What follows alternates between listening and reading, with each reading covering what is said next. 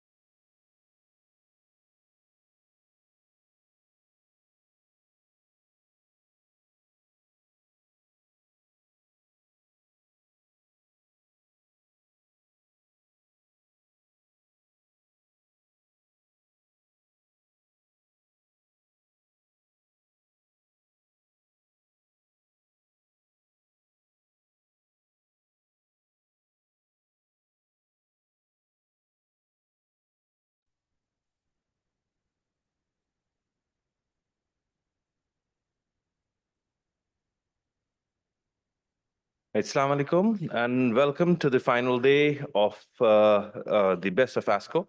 I hope everyone has had a good time and we are now ready to pack and leave. But before that, we have another 2 sessions to go. And it is my pleasure to be hosting this session, which is of head and neck and miscellaneous. And I'd like to thank SMOP for this opportunity. So we're going to kickstart with an expert talk, and our speaker. This is a pre-recorded talk, but our speaker is Dr. Hyun-Seok Kang, who's a medical oncologist in the USA. He's an associate professor of clinical medicine of the University of California, San Francisco. He's a medical oncologist with special interest in head and neck cancers, and he's going to be talking to us about the evolution of immunotherapy in head and neck cancers.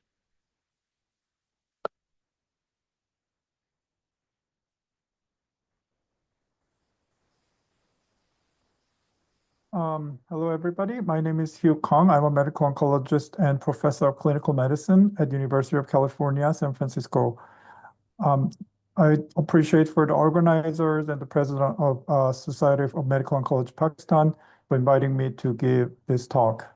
So today I'm going to speak about evolving role of immune therapy in head and neck cancers. And there has been a lot of advancement in this field for the last few years, so I wanted to get an overview of them. Here are my disclosures. And before we start, I just wanted to touch on what has happened in the field. So this is a current standard of care.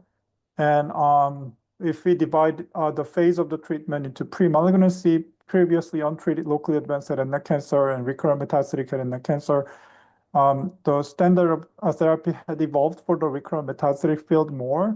So we have seen immune checkpoint inhibitor being approved in this field, but relatively in the previously untreated locally advanced head and neck cancer field, there has been stalled in surgery, chemoradiation, and radiation.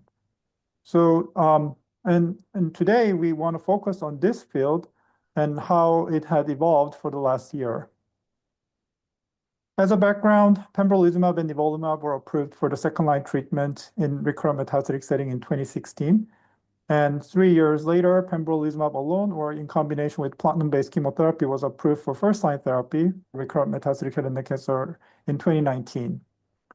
Since then, people have really tried hard to incorporate immune checkpoint inhibitor in locally advanced setting. So Javelin head and neck tested avelumab, IMvoke10 tested atezolizumab, and Keynote-412 tested pembrolizumab in definitive chemoradiation setting, but all of these trials did not meet primary endpoints. So let's briefly touch on these studies of immune checkpoint inhibitor combined with definitive chemoradiation setting. So first study that we are going to review is Javelin head and neck 100, which used avelumab along with concurrent chemoradiation. So this trial took patients with previously untreated high-risk locally advanced head and neck cancer patient and randomized them to avelumab arm, which started with avelumab single agent 1 week prior to chemoradiation, and they continued avelumab and platinum chemoradiation, then maintenance phase of avelumab for 1 year. And the control arm was standard of care with cisplatin and radiation with placebo given every 2 weeks for 1 year. And the primary endpoint was progression-free survival assessed by investigator for modified RECIST. And secondary endpoints include overall survival and overall response rate. We had high hopes for this study, but unfortunately, there was a disappointment when this was presented in 2020. And this was outright negative study. And even avelumab seemed to be worse than placebo, which was counterintuitive. So this was a big disappointment. Primary endpoint did not meet its goal, and overall survival also didn't seem to have improved from avelumab arm. So when it first came out, there were two large questions: whether avelumab was a drug that's inferior to nivolumab or pembrolizumab being on PD-L1 inhibitor, or if the agent given with chemoradiation kind of negated the benefit of immune checkpoint inhibitor. So the first question was answered by Keynote-412. So Keynote-412 used pembrolizumab. This was exactly the mirror of Javelin head and neck, except that this pembrolizumab was given with chemoradiation at the same time. And the maintenance phase was for 14 cycles, so slightly less than a year. And with the same primary endpoint with progression-free survival. This trial did not meet its primary endpoint, which was event-free survival in all population. You do see some separation of pembrolizumab arm and placebo arm here, but if you look at the p-value and in a pre-specified the statistical endpoint, it did not meet its primary endpoint. And in overall survival also, it was non-significant. If you dive into the data more, PD-L1 positive group seems to have more benefit with pembrolizumab, especially if you look at the post-hoc analysis, which was unplanned in PD-L1 CPS more than 20 group. There seems to be a robust benefit in patients who had pembrolizumab versus placebo. But still, this was unplanned analysis, and overall interpretation of the study is that the pembrolizumab given with chemoradiation did not improve progression event-free survival in this population. Second question, whether the ICI given with radiation negated its benefit, was answered by IMvoke10 study, which tested atezolizumab in the setting of purely adjuvant treatment. So this trial enrolled patients after they finished primary treatment with radiation, chemoradiation. And there were some surgical patients included, but majority of these patients were treated with definitive chemoradiation. And they were randomized to atezolizumab for 1 year versus placebo for one year. So this study would test whether the immune checkpoint inhibitor given after the radiation would benefit the outcome or not. And again, another disappointment came when this was presented last year in 2024 AACR meeting. And atezolizumab didn't meet its primary endpoint of investigator-assessed event-free survival. And there seemed to be slight separation of the curve, but it's non-significant. And in the end, it kind of overlaps. So, like after seeing these three studies, people were a little bit concerned and confused and had a lot of thoughts on why did they fail. So ICI given with or after radiation does not seem to be beneficial. So still, there's a question whether radiation negated the benefit of ICI. Should we start ICI only when there is a growth disease? Or was there a problem in this study population? Because all of these studies include a significant proportion of HPV positive patients who would do well anyway. So that led us to a neoadjuvant question. And this was sort of like a question in parallel when all these trials were going on. And there's actually rationale behind use of immune checkpoint inhibitor in neoadjuvant setting. So before we get into that in detail, let's just clarify what these different terms mean. So systemic therapy prior to definitive therapy is not a new idea. It has been sought after for a long time in head and neck cancer field. So there has been use of induction chemotherapy. In this term is mainly used for systemic treatment prior to definitive radiation. And there was also attempts to incorporate neoadjuvant treatment, which is mainly systemic therapy given prior to surgery. And there is also has been a lot of window opportunity study, which is just to utilize time before definitive treatment. So these set of studies are trying to answer more translational questions while the patients are waiting for definitive treatment, because we always need time to prep for the definitive treatment. And obviously, there's adjuvant treatment, which happens after all this definitive treatment, either surgery or radiation. So when we think about neoadjuvant therapy especially prior to surgery, we have to consider whether it's going to be safe and if that would cause any delay in definitive treatment. Obviously, if there's a delay in definitive treatment, that can lead into the worst outcome for patient. So we really don't want to interfere with the definitive treatment.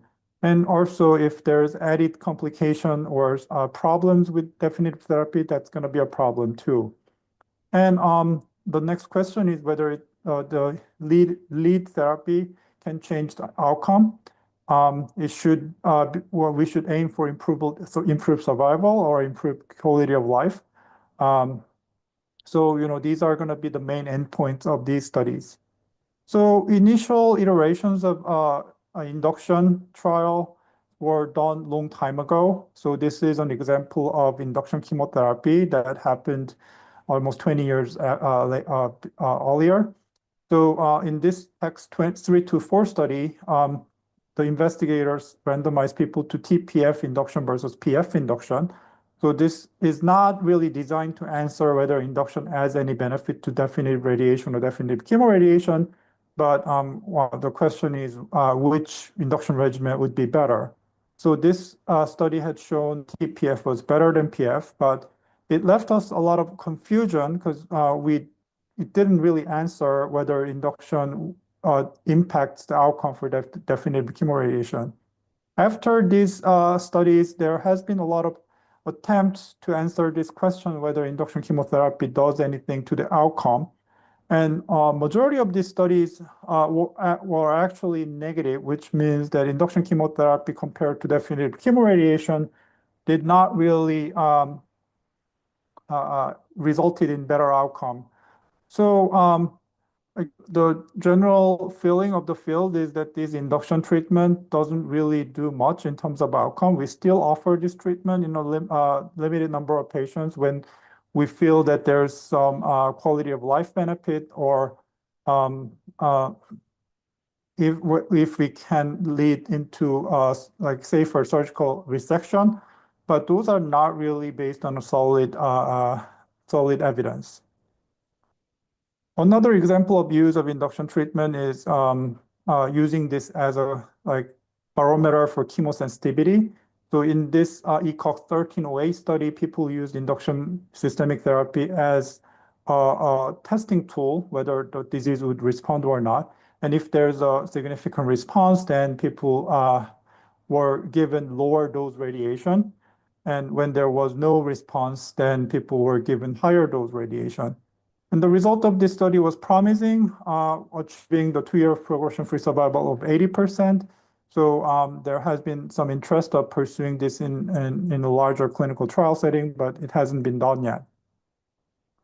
Another attempt done at a group at George Washington University in DC was using a induction chemotherapy prior to surgery. And the main question here was whether this induction treatment, well, this was actually neoadjuvant. So neoadjuvant chemotherapy could lead into decrease in number of patients with high-risk features. So in this study, 92% of patients who received this induction neoadjuvant chemotherapy did not require adjuvant radiation therapy, and pathologic CR rate was pretty high to 50%. So there was some signal, but again, this wasn't a definitive study to answer any question. And another example of neoadjuvant chemotherapy was for sinonasal disease. So this was ECOG 3163 study. And in this study, patients were randomized to chemotherapy versus upfront surgery. And the main question here was whether they can preserve organs. So this study is actually terminated early for low accrual, but the result was pretty interesting. In control arm, where they just proceeded with the surgery, only 2% has structural preservation. But in experimental arm with a neoadjuvant treatment, 4 patients out of 7 had organ preservation. So the organ preservation rate was pretty high with neoadjuvant treatment. Now let's get into neoadjuvant immune checkpoint inhibitor. So there's some benefit of doing this in neoadjuvant setting. Immune checkpoint inhibitor can promote pathological and immune response and lower rate of high-risk pathology. And adjuvant ICI may prolong regional control and prevent distant metastasis. And there has been some phase 2 data suggesting that people would benefit from neoadjuvant immune checkpoint inhibitor. So Keynote 689 study randomized patients to neoadjuvant pembrolizumab prior to surgery. And in this group, people received pembrolizumab with radiation and continued on after radiation. And the control arm proceeded just to surgery and the radiation plus minus cisplatin. And in this study, there were a small number of people with oropharynx cancer. So this is a contrast to the previous definitive radiation-based treatments. And majority of patients were PD-L1 positive. This was the main result. The event-free survival was superior in the pembrolizumab arm, hazard ratio of 0.73. And there was a clear separation of the curve. And major pathological response was seen about 10% of people across the board. So with high PD-L1 expressors, the response rate were slightly higher, but this was seen in all participants. Overall survival was also significantly better in pembrolizumab group, although in PD-L1 CPS more than 10. So this was a positive study and actually was approved by FDA for this indication in June of 2025. In ASCO, this meeting, you will probably hear more about this in subsequent presentation.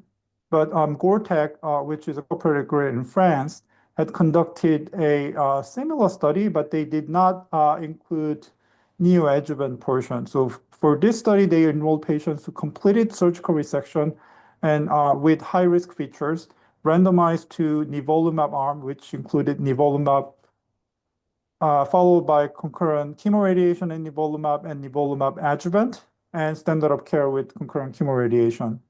So the difference here is that they only included patients who already had surgery with high-risk features. And this was the baseline characteristics. As you can imagine, majority of patients has either oral cavity, hypopharynx, or larynx cancers, and small number of HPV positive patients here. And they had slightly higher proportion of PD-L1 negative patients, but a majority of patients were PD-L1 positive.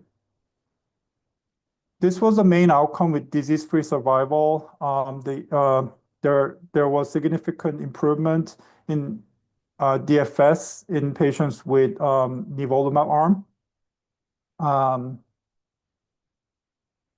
And overall survival was still not mature, but you see some trend of separation of survival curve on the nivolumab arm versus concurrent chemoradiation arm. So comparing these two, they have very similar population, and they included pathological high risk features, and Keynote 689 had more like clinically intermediate and high risk features, and primary endpoint was similar, and the magnitude of benefit was similar. But if you look at the details, how they benefited patients, Nivo post-op study had mostly better local regional control in experimental arm, whereas Keynote 689 study had more benefit in this metastatic arm disease.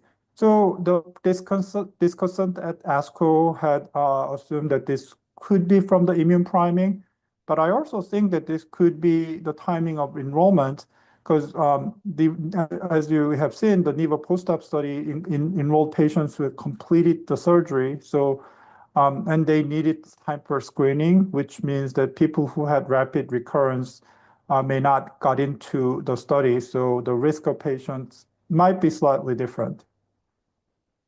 But in the end, these two studies give us options treating these patients. So surgically treated patients can go into either of these two treatments.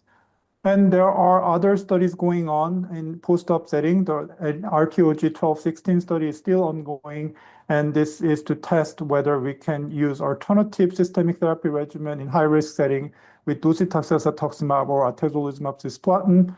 And the EA 3161 is HPV positive setting, and this is randomized patients to our radiation chemotherapy plus nivolumab or like sequential arm.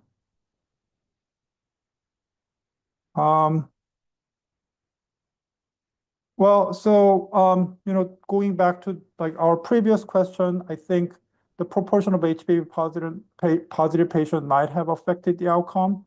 So these two studies had a very low proportion of HPV positive, whereas previous studies had higher proportion. So for patient population who would do great anyway, the margin of benefit might have been too small. So that might have impacted the outcome. Well, the next step is to see whether there's going to be added benefit of adding chemotherapy. And there was a study published from Chinese investigator that when you combine chemotherapy to immunotherapy, the overall response rate, pathologic response rate improves dramatically. So this could be the next step. And another thing to consider is that neoadjuvant treatment, the timing of definitive therapy is very important. Like if you have longer interval from the end of the neoadjuvant treatment and surgery, the outcome seems to be worse. So as a summary, this is a new standard of care that we combine immune checkpoint inhibitor with definitive surgery and adjuvant treatment. And timely operation after neoadjuvant therapy is essential. And in practice, we'll have to determine what to do in the multidisciplinary manner. So all of the patients needs to be presented and discussed in multidisciplinary tumor board to determine the optimal course of action. With that, thank you very much, and I might be happy to answer any questions.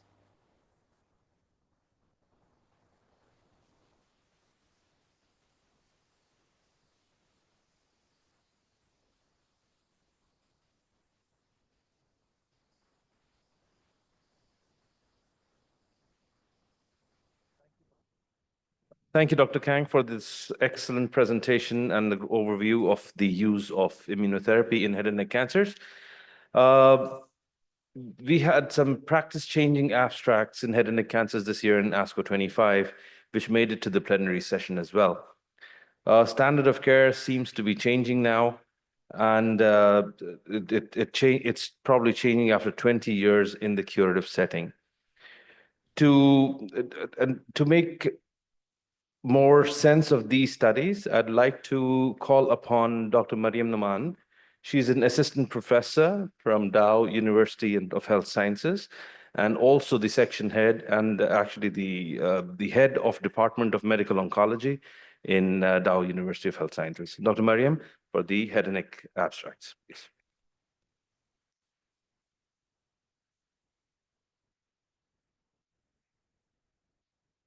Assalamu alaikum, everyone, and a very good morning. And I'm sure we all are exhausted and we've had a lot for the last 2 to 3 days, but these are really important abstracts that we'll be discussing. And we've discussed these in the plenary session as well and earlier this morning. But it's very important to consider why this data is so important, not just to analyze the data itself, but how we can actually clinically apply this to our set of population, considering the kind of locally advanced head and neck cancers that we see. And also considering that we are, being LMIC, how do we place this data into our clinical practice? So I'm going to be presenting 4 abstracts. The first abstract that I'm going to present is called the Diamond Trial, which actually evaluated the addition of toripalimab, a PD-1 blockade, incorporated into induction chemotherapy and concurrent chemoradiation in locally advanced nasopharyngeal cancer. So this trial actually established toripalimab-based chemoradiation therapy approach, sparing concurrent cisplatin, actually showing a non-inferior failure-free survival and leading to better quality of life by reducing all-grade nausea vomiting. So we all know that the kind of nasopharyngeal carcinomas that we see in our setting are locally advanced diseases. And as the guidelines also endorse, and we do in clinical practice, we treat these patients with induction chemotherapy followed by concurrent chemoradiation. And also for a fact, cisplatin has its own challenges. We see patients who develop mucositis, they have leukopenia, nausea, vomiting, and of course, delayed side effects like nephrotoxicity and ototoxicity. And we also know for a fact that nasopharyngeal cancers used to be called lymphoepithelioma because these tumors have abundance of lymphocytic infiltration, and majority of these tumors also express PD-L1. Hence, some background studies before we delve into the Diamond trial itself. This was a phase 3 trial, continuum study, which actually evaluated the addition of sintilimab, a PD-1 blockade, to induction chemotherapy and concurrent chemoradiation therapy, and actually showed improvement in terms of event-free survival with a little added toxicity. Another phase 2 trial, which was platinum study, and actually started addition of nivolumab to chemoradiation therapy without concurrent cisplatin, and it showed improvement in terms of failure-free survival. Hence, this trial design that we will be discussing, the Diamond study. So this trial actually included patients aged 18 to 45 years of age with a good performance status and locally advanced nasopharyngeal cancers. They were randomized 1:1. The control group received induction chemotherapy with gemcitabine cisplatin, followed by concurrent chemoradiation with cisplatin.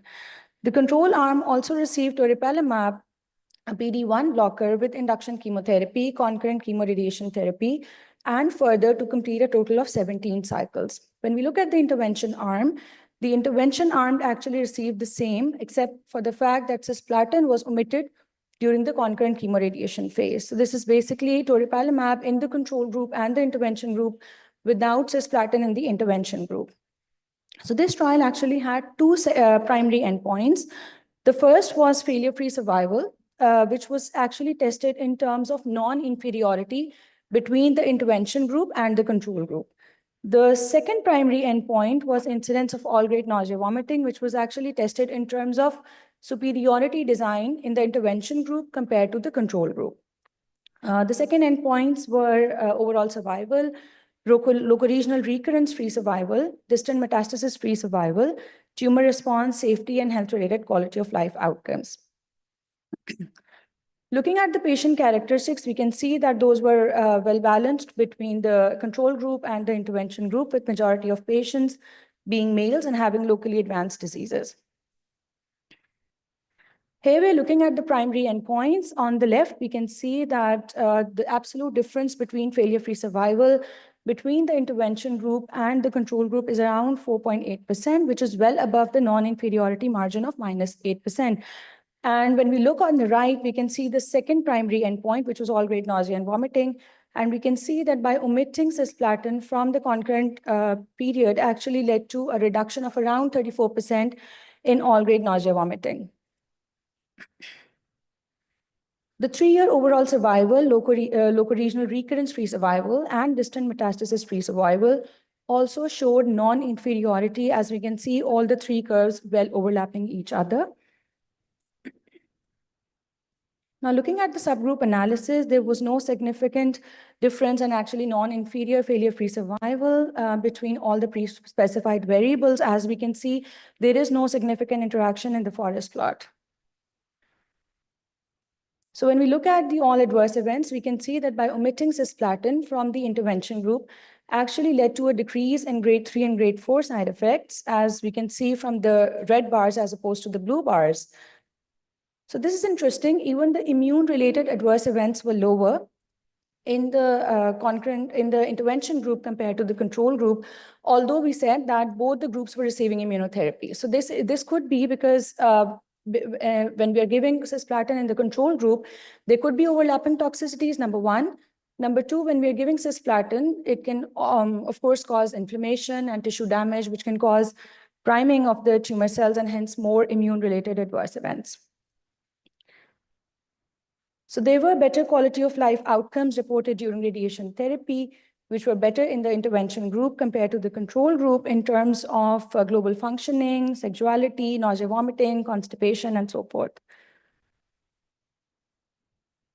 Hence, we can conclude that this diamond trial actually supports toripalimab combination chemotherapy without concurrent cisplatin, as it showed benefit it showed non-inferiority in terms of failure-free survival and superiority in terms of the quality of life outcomes, and particularly all-grade nausea and vomiting.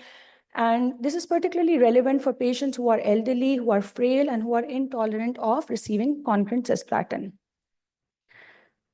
The second trial that I'm going to present has been discussed in detail in the plenary session. Dr. Yasmin talked about it, and we heard about it just right now as well. So this is about neoadjuvant and adjuvant pembrolizumab plus standard of care in resectable, locally advanced head and neck cancers.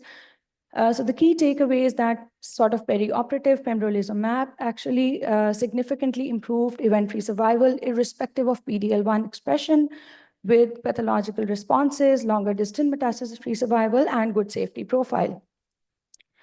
So this was an open phase randomized placebo-controlled trial in which patients with resectable locally advanced head and neck cancers with a good performance status were randomized 1:1. The control group actually went on to undergo surgery followed by radiation with or without cisplatin based on the high-risk pathological features. And the intervention group received 2 cycles of neoadjuvant pembrolizumab at 200 milligrams 3 weekly for 2 cycles, followed by surgery. And then pembrolizumab was given during radiation with or without cisplatin, and patients went on to receive pembrolizumab for another 12 cycles. The primary endpoint was event-free survival, and pre-secondary endpoints were major pathological responses, the residual invasive squamous cell cancer and resected primary tumors, safety, and locoregional and distant metastasis-free survival. So we can see in this curve, they are well separating that addition of pembrolizumab actually led to improvement in terms of event-free survival with a significant hazard ratio of 0.73. Looking at CPS 10 or more and CPS 1 or more, as we can see on our left and right respectively, the curves are very well separating, and hence the addition of pembrolizumab led to benefit in terms of event-free survival with a significant hazard ratio of 0.66 and 0.7 respectively. So looking at the major pathological response, which is actually defined by less than 10% viable tumor in the surgical specimen and complete pathological responses, we can see that all the groups, irrespective of the PD-L1 status, were actually benefited. But of course, we can see more benefit in patients who had a CPS of 10 or more. Looking at this, we can see that addition of pembrolizumab benefited in terms of distant metastasis-free survival with a significant hazard ratio of 0.71. So addition of pembrolizumab did not significantly benefited in terms of locoregional failure, and we can see that the curves are well overlapping each other with an insignificant hazard ratio. So this could be because we are giving concurrent chemoradiation in both the arms, which is actually the main backbone which controls the locoregional failure. So looking at the safety profile, the side effects were pretty comparable. And of course, we see immune-related mediated adverse events more in the pembro arm compared to the control arm. So in summary, we can say that neoadjuvant and adjuvant pembrolizumab, when given to resectable locally advanced head and neck cancers, actually improved event-free survival, irrespective of the PD-L1 status and distant metastasis-free survival. It showed pathological responses, both major and complete pathological responses, maintained safety, and it represents a new standard of care irrespective of PD-L1 status, and this is approved by FDA. So the third abstract is called Nivo Post-Op. We have heard about it as well in the plenary session and just in the morning. This is again a phase 3 randomized trial of adjuvant nivolumab added to chemoradiation in patients with resected head and neck squamous cell cancers at a high risk of relapse. So basically, we all know that the patients we see in our clinics have locally advanced diseases, and they have high risk of relapse with pathological T3, T4 diseases, extranodal extension, and positive margins. And for last 2 to 3 decades, the standard of care has been concurrent chemoradiation in this group of population. And irrespective of what we give them, these patients tend to relapse, and nearly 40 to 45% of the patients can have recurrent diseases. And hence, there is an unmet need to have better outcome in this group of patients. And we also know for a fact that immune checkpoint inhibitors have made their way into the metastatic setting. Hence, this trial, Nivo Post-Op, which included patients less than 75 years of age with a good performance status, diagnosed with squamous cell cancer of oral cavity, oropharynx, larynx, or hypopharynx, who have undergone complete surgical resection with pathological T3, T4 diseases with high-risk pathological features, including extranodal extension and positive margins. Now, these patients were randomized 1:1. In the control group, these patients went on to receive concurrent chemoradiation with cisplatin given at a high dose, versus the versus the intervention group, in which the patients received 1 dose of nivolumab before starting concurrent chemoradiation, and nivolumab was given for a total of 3 cycles along with concurrent chemoradiation, followed by additional 6 doses of nivolumab. The primary endpoint was disease-free survival. Secondary endpoints were overall survival and safety. So baseline characteristics were pretty well balanced between the intervention group and the control group, with majority of patients being former or current smokers, and majority of these patients had diseases in the oral cavity. As we said, these were high-risk populations, hence stage 4A, 4B with extranodal extension or positive margins. So looking at the treatment response, this table actually tells us about the treatment exposure as well as compliance to the therapy. So let's look at it one by one. So nearly 80 to 85% of the patients actually completed the required targeted dose of cisplatin, which is at least 200 milligrams per meter square given during radiation. And majority of these patients, nearly 2/3, actually completed all 3 cycles of high-dose cisplatin. Looking at radiation, more than 90% of the patients completed radiation within 55 days, and more than 90 to 95% actually completed the required 66 gray. The intervention group, the median number of cycles received by patients were around 10 of nivolumab. So let's look at these curves. The addition of nivolumab to concurrent chemoradiation actually led to benefit in terms of disease-free survival from around 52% to around 64% at a median follow-up of 30 months. We can see that the hazard ratio is significant.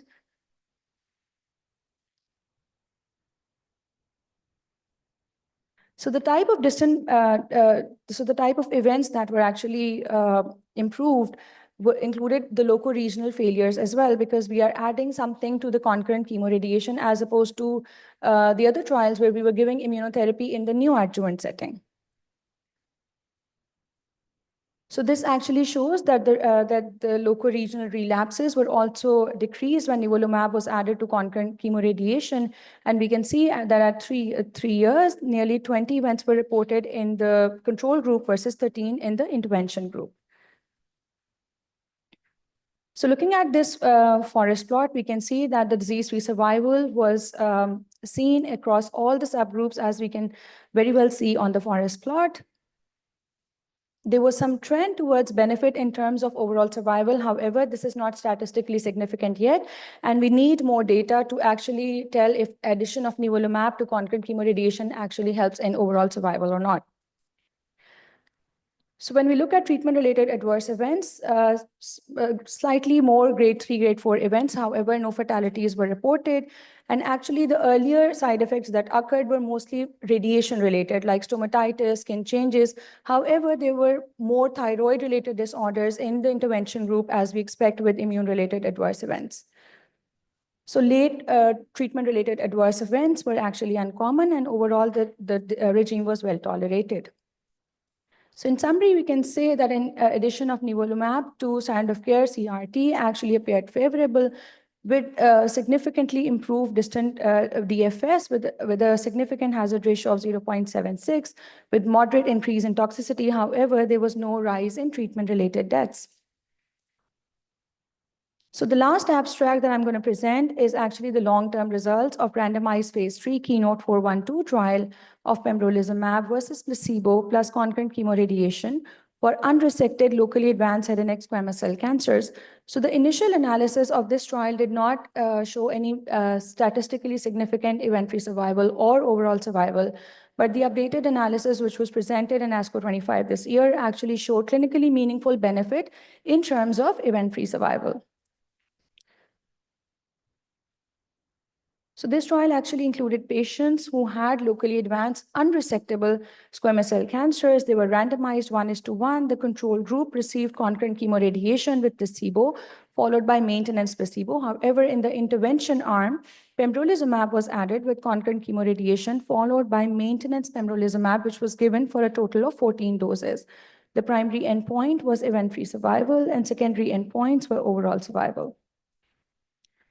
Here we can see that addition of pembrolizumab at the updated analysis actually showed meaningful benefit in terms of event-free survival, as we can see a significant hazard ratio of 0.7, and we can see the curves well separating from each other. However, the overall survival data was not significant, yet it shows some trend towards improvement. Looking at the subgroup analysis in patients who had CPS of 1 or more, there was, again, a clinically meaningful and statistically significant difference in terms of event-free survival. However, when we look at the right, there is some benefit in terms of overall survival. However, it is not statistically significant. Similarly, when we look at the patients with CPS 20 or more, the event-free survival again shows benefit, but overall survival does not show statistically significant benefit. So addition of pembrolizumab to concurrent chemoradiation also helped improve the distant metastasis-free survival, as we can see with a significant hazard ratio of 0.8. And we can see that the median distant metastasis-free survival was not reached for the pembro arm compared to 54 months for the control arm. So basically, addition of pembrolizumab also helped improve the locoregional failure events. However, this data was not statistically significant.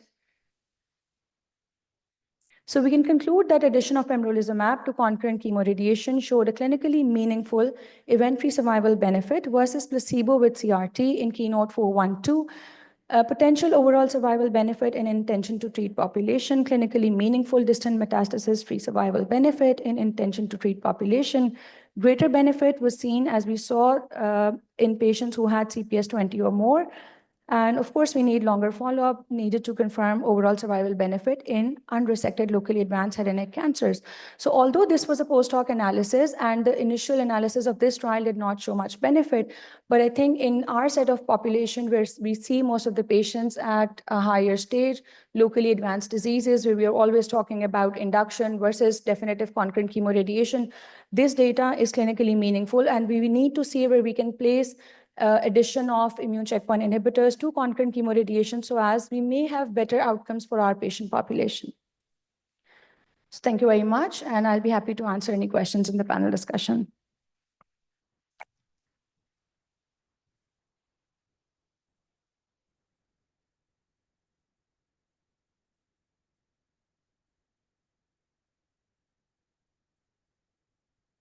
Right. Thank you, Dr. Mariam, for the comprehensive and excellent review of the head and neck trials from ASCO 25. So moving on to the miscellaneous abstracts, which I personally find the most difficult to present and make sense of, simply due to the diversity of the abstracts that are being presented. It must have been a challenge for my good friend, Dr. Amjad Zafar, to select the best 3 or 4 abstracts to be presented at this forum. I would like to invite him to tell us more about these abstracts that he feels make a difference. Dr. Amjad is an assistant professor of oncology at Allama Iqbal Medical College and a consultant medical oncologist at Hamid Latif Hospital. Please welcome Dr. Amjad.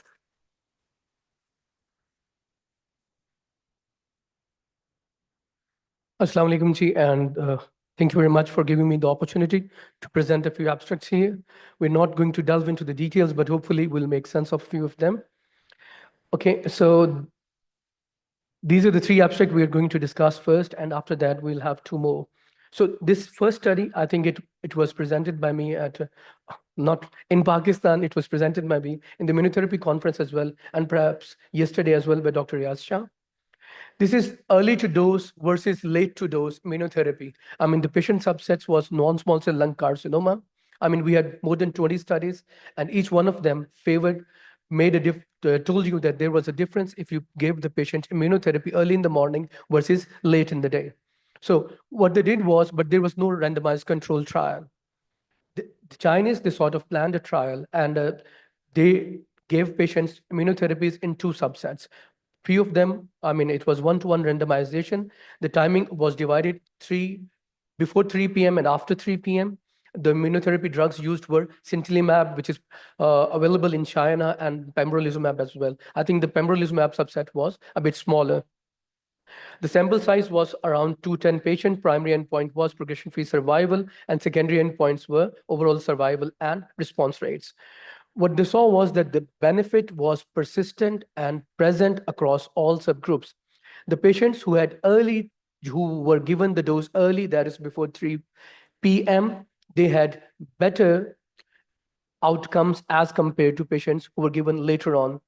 This benefit was irrespective of the sex of the patient, age of the patient, performance status of the patient, tumor stage, histological subtypes, PD-1 status, and the type of immunotherapy used. I mean, that is seriously a brave thing to do. After that, I think many of my patients are definitely having the immunotherapy early in the morning. What we saw was, I mean, the real thing was the progression-free survival and the overall survival, they were really impressive. They were almost double that of the patients who received them early in the morning, the immunotherapy, versus those who got it late in the evening, after 3 p.m. I mean, the response rate, median progression-free survival was 13.2 versus 6.5. Median overall survival was not reached versus 17.8 months. The hazard ratio, pretty impressive, 0.43, with a very, very significant p-value. Overall response rate, definitely favoring the early to dose arm in the immunotherapy of non-small cell lung cancer.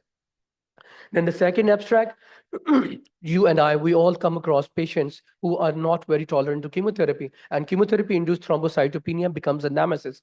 Currently, there are limited drug options available. So what they did was they used romiplastim, which is GPO receptor agonist, and tried to use it in the patients with GI cancers. It was 2-1 randomization. It was sponsored by Amgen Pharma. Many of the patients, because of thrombocytopenia, have delayed the doses or experience dose reductions. So this trial, the RECITE trial, was an attempt to address that. They took gastric, colorectal, and pancreatic cancer patients. They were given chemotherapy for during 3 chemotherapy cycles. Once weekly dose of romiplastim was given as against to the placebo. What they saw was, okay, the primary endpoints were the chemotherapy-induced thrombocytopenia. Secondary efficacy was platelet nadir, time to platelet recovery, and duration of benefit. Okay, let's start with the first things. The higher completion rate was seen with romiplastim because like 80%, 82% of the patients, they did not experience a reduction in the dose because of use of romiplastim. Low platelet discontinuation was, I mean, only 1% of the patients who were receiving romiplastim had discontinuation of drug, or discontinuation of chemotherapy because of the low platelet counts. Romiplostim benefit was persistent across all chemotherapy subgroups. Tumor type did not affect the romiplostim benefit. Age, sex did not matter, nor did the stage and type of disease. Previous chemotherapy, most of them were previously treated chemotherapy tumors. Many of them had received 2 or more than 2 lines of chemotherapy. What we saw was that almost all, majority of the patients who received romiplostim, they experienced a significant less dose reductions, more RDI, and definitely lower stoppage and dose reductions as compared to the group which was receiving the placebo. But there were no adverse safety signals observed. But this study has definite limitations. The patient subgroup was select, the stage was varied, subsets analysis was not that good because of the small number of patients. So perhaps we need better trials. I think one of them is Proclaim, which is currently underway. The third one was, we had a study, I think it was presented by Dr. Sara from China. I think she was previously at Inmol, at Mayo Hospital. It was accepted at Korea, I think, for the best poster presentation award. What we did was we used olanzapine as an antiemetic agent as compared to the other things which were pretty expensive at that time. But we stopped at chemotherapy-induced nausea vomiting. So this is a study from an Indian group. What they did was we see lots of patients who are receiving radiotherapy. They have lots of nausea and vomiting, which impacts their life, quality of life very detrimentally. So what they did was they introduced 5 milligram of olanzapine versus ondansetron and placebo. One group received ondansetron plus placebo, while the other group received olanzapine plus ondansetron. It was 2-1 randomization and multiple assessments were made. The patients were receiving high-dose radiation therapy for different abdominal malignancies. What we saw was, in almost all the patients, there was 85% versus 16%. There it was like almost 3 times reduction in nausea and vomiting, favoring the group which had olanzapine arm. And it was all the values were significant. Constipation, side effect profile, quality of life, all favored the patient group which was receiving olanzapine as compared to patient group which was receiving ondansetron alone. Limitations of the study were, it was single center study. During the patient population was not that diverse. Multi-center, multinational studies definitely are needed before it became a center of care. There are a couple of things also, if we get benefit with 5 milligram olanzapine itself has a few side effects. So perhaps if you can reduce the dose to 5 milligram, from less than 5 milligram to 2.5 milligram, perhaps it can be similarly that effective without the untoward side effects. Then this is the Catnon trial. This is one of the trials presented at EOTC meeting. I included it because I think many of us are recently practicing the same thing. This is a glioblastoma trial and anaplastic astrocytoma trial. The question was, did all the patients, irrespective of IDH status, get benefit? I'm sorry.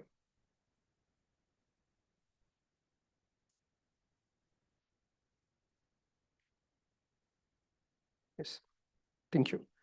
Okay, there were 4 arms in this treatment arms. One of the patient arm was RT alone versus RT plus concurrent temozolomide, RT plus adjuvant temozolomide, and RT with concurrent and adjuvant temozolomide. It was a very impressive trial. It started enrollment in 2005, and we got the results. There were different interim analyses from 2015 onwards up till October 2024. The outcomes, well, if we go, the patients who received temozolomide, irrespective of the mutational status, most of them got benefit. The concurrent temozolomide arm was better, had better survival, median overall survival 5.6 years versus 4.6. And those who got adjuvant temozolomide had better survival as compared to those who did not get adjuvant temozolomide. But this is for all subgroups, mutant and wild type, both IDH. But once we did the IDH mutant glioma four-arm analysis, what we saw was the patients who were receiving the concurrent temozolomide, followed by the adjuvant, or the patients who were receiving just the radiation therapy followed by adjuvant temozolomide for 12 cycles, they were the ones who derived the most benefit. And we have a pretty impressive survival of 45% of them were still alive after 10 years of treatment. All the subgroups benefit in all the subgroups, CDKN2A and other subgroups, all of them received a benefit by the addition of temozolomide. I think this sort of pretty much settles the discussion and the debate that for glioblastoma and IDH mutant glioma, the CATNOT trial find that you use temozolomide. Preferably, I mean, it can be given radiation after radiation therapy for 12 cycles, or in some select group of patients, you can use concurrent followed by adjuvant temozolomide. The last case, I mean, this was this created a buzz in the town. This is the challenge trial, exercise versus no exercise in colon cancer patient. The patient subgroup were the stage 2 and 3 patients who had completed the treatment from 6 months to 2 years, and they were enrolled. It was done across multiple countries, and it was, I mean, followed up to 10 to 15 years.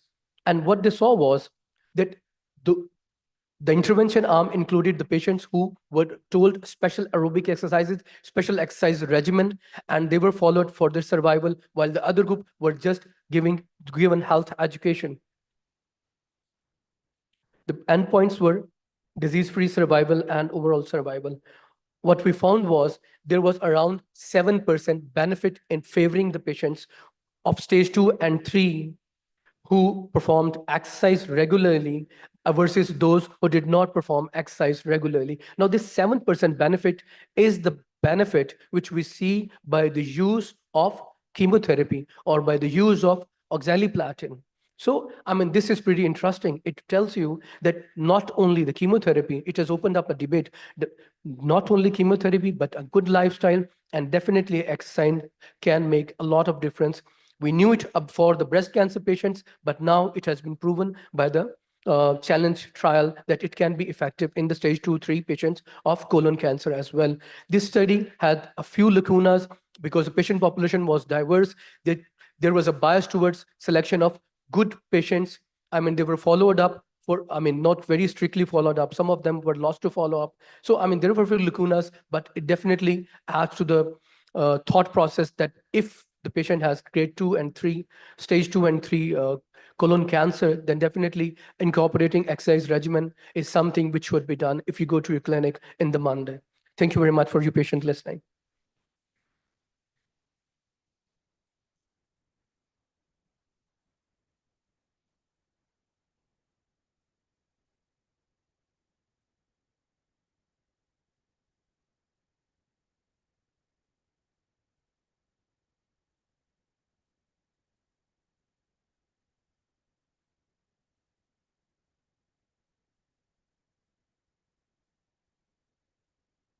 Right. Thank you, Dr. Amjad. I think you picked out the best of these abstracts and gave us a comprehensive review. All right. So now for the panel discussion, we have Dr. Kang, who has kindly agreed to be with us on a Sunday, and he is online. With him, I'd like to please call upon my speakers, Dr. Mariam Numan and Dr. Amjad Zafar. Please step on stage. We will also like to call upon Dr. Hafiz Khushnasib, who's a nuclear medicine physician in Quetta, Pakistan. He is the director at the Center for Nuclear Medicine and Radiotherapy at CNR Quetta. And I'd also like to call upon Dr. Amira Shami, who's a clinical oncologist and director at Inmol Cancer Center, Lahore.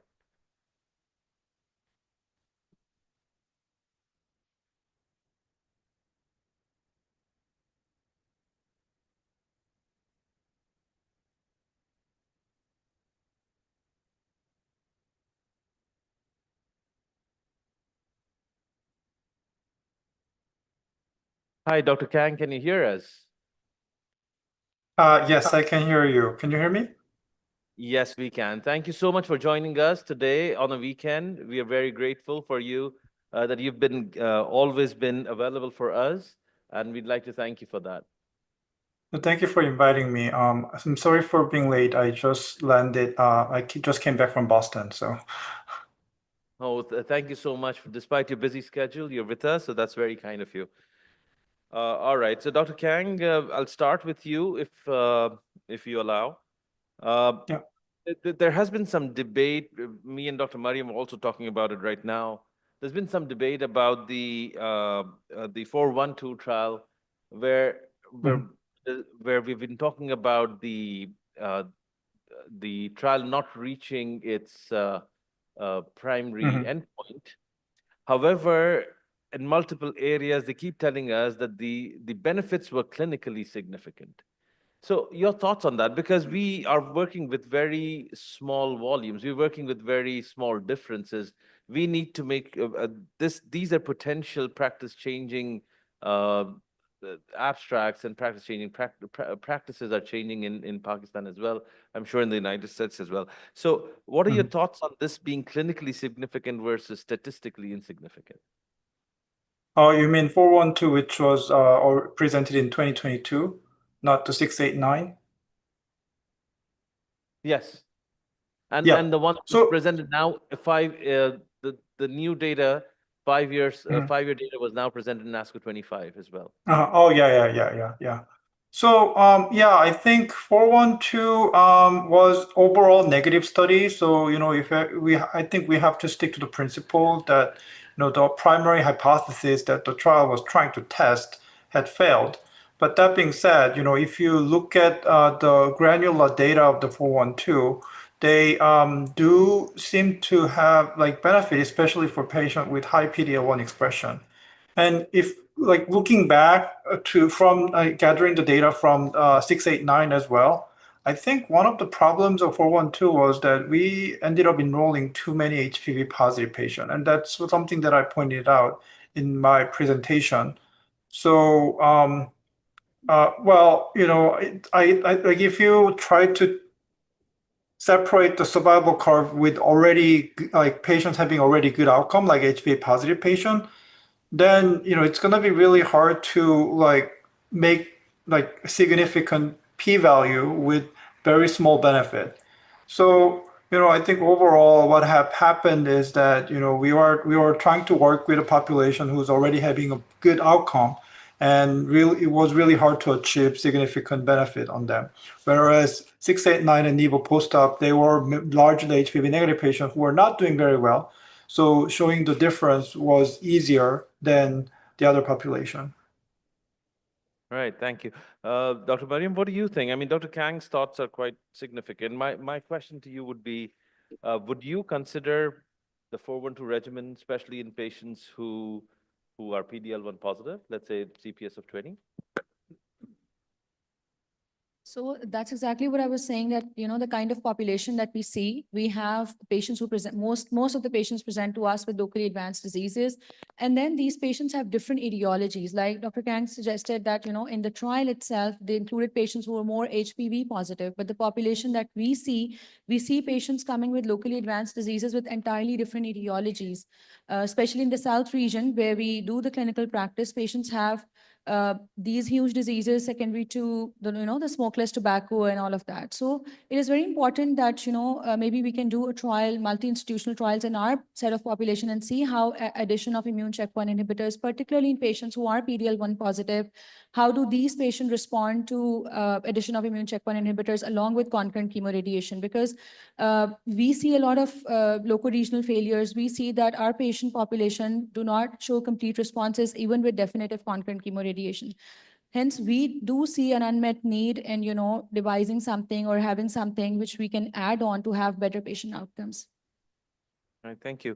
Again, to my panel over here, so 689, I believe, told us that there was no difference between local regional control, even if we used immunotherapy. Is that right?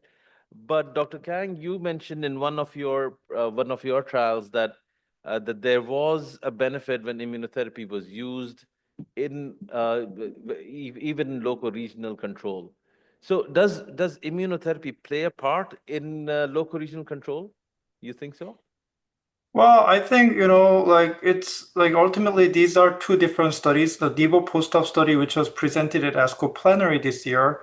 Well, one of the key difference was that they enrolled patients after like they did surgery, like post-surgical patient. So, there's gonna be a like screening period. So people who had probably high risk for local regional recurrence were already filtered through that process. And like with the people who have not had that aggressive presentation, there might be some benefit of local regional control of adding nivolumab after getting surgery. But if you combine all patients together and enroll upfront before surgery, then that benefit might disappear. But these are two different studies, and this difference might be just by chance. Sure. Your thoughts, Dr. Mariam? Yeah, so basically, as I said while presenting as well, that in Keynote 689, patients received new pembro, and then the CRT arm was same between the control and the intervention group. So actually, it is the radiation which is having more effect on the local regional control. So maybe that is why we see the overlap in the curves. That's what I think. Dr. Can I Amjad? just ask a question from Professor Sahel and Dr. Mariam? Both of, I mean, in a resource-constrained environment, as is Pakistan, I mean, we come across, unfortunately, a lot of patients who have locally advanced disease. I mean, if immunotherapy were not there, we cannot go for cetuximab as well. So my question is, what would be his and her preferred regimen for a patient who comes to us in the clinic on Monday? With locally advanced? Locally advanced head and neck cancer. Dr. Khan, would you like to go first? So Dr. Amjad wants to know that with the data that we have now, what would be your preference on Monday when someone comes in with a locally advanced head and neck cancer which is unresectable? Unresectable. So that's a different scenario. So is it like, you mean like amenable for chemoradiation? Well, what would you use cetuximab or would you use immunotherapy? Oh, you mean like the unresectable, like for systemic therapy? Yes. Yeah, oh yeah. So, like I think it depends on like variable factors. So one is PDL1 expression. So when it's express like positive, or even high, then pembro alone is something that I use from time to time. But when they have a like disease burden that needs to be controlled sooner, then I prefer to use chemo plus pembro. And my regimen of choice is usually Keynote B10 regimen, carboplatin, paclitaxel, and pembrolizumab. But we do have clinical trials in that setting, like EGFR targeting agents. There's EGFR LGR5 bispecific antibody and EGFR TGF beta bispecific antibody. So those are being combined with PD-1 in first-line setting in clinical trials. So, those are going to be good options for our patients here in the States. So practically speaking, I would say that the patients that we see with locally advanced diseases, we have two challenges. If you're talking about a group of patients who have to undergo definitive chemoradiations, practically speaking, we have shortages of the centers. We all know that we cannot just directly refer them for definitive chemoradiation. There are long waiting queues, and we have to give something as a bridge till the patients received concurrent chemoradiation. So we do refer or take these patients in for systemic therapy before they can start on with definitive chemoradiation. And in that scenarios, mostly we go for platinum-based systemic therapy. However, if you are planning the patients for locally advanced systemic therapy only, though we do have single agent immunotherapy with CPS1 or more, but in our set of population where affordability, number one, is an issue, number two, we're not sure about the channels through which the immunotherapy we are receiving. So I would prefer combining immune checkpoint inhibitors with platinum-based chemotherapy. Yeah, fair Oh point. yeah, so if you're talking about induction like prior to surgery, I also have used like carbotaxol pembro a lot. So that's like one of the slide that I presented, a study from China that they used carboplatin and PD-1, and they showed like much better response rate than pembro alone. So we anecdotally we did have patients who were able to get to surgery after chemo and immunotherapy. So you are using immunotherapy in the induction setting? Yes. So it's more neoadjuvant. but not really like planning to surgery from the beginning, but kind of things change in the middle after the treatment. Sure, sure. Uh, I have a question. Dr. Kang, do you have toripalimab available in the United States? Yes, so it's been approved for nasopharynx cancer, so we've been using it.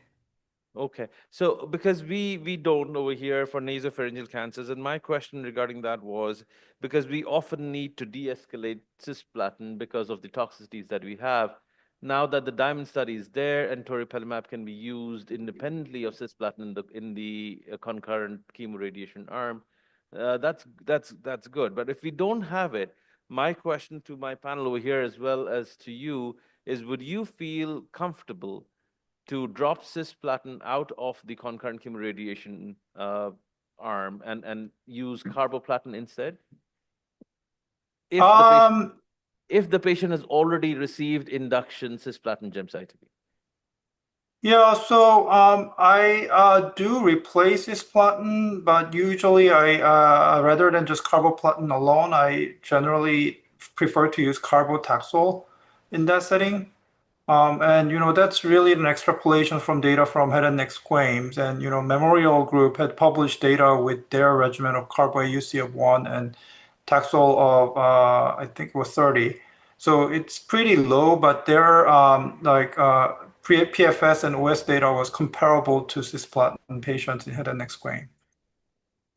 What do we do over here in our centers? Yeah. So we would prefer giving a platinum-based chemoradiation instead of just omitting because we don't have toripalimab. And in fact, I had a question more than a comment that since we are a resource-constrained setting, we do not have toripalimab available with us. What is your take on metronomic low-dose capecitabine in the adjuvant setting for the patients Yeah, who I are think that induction and then concurrent chemoradiation? I think that's a great alternative to PD-1 if it's not available. I have used it in selected patients, before we get toripalimab approved. I've used pembrolizumab in place of toripalimab as well, but not all patients are candidates for immune therapy. So in those patients, I've used capecitabine and sometimes had combined capecitabine and PD-1 together even. Mhm.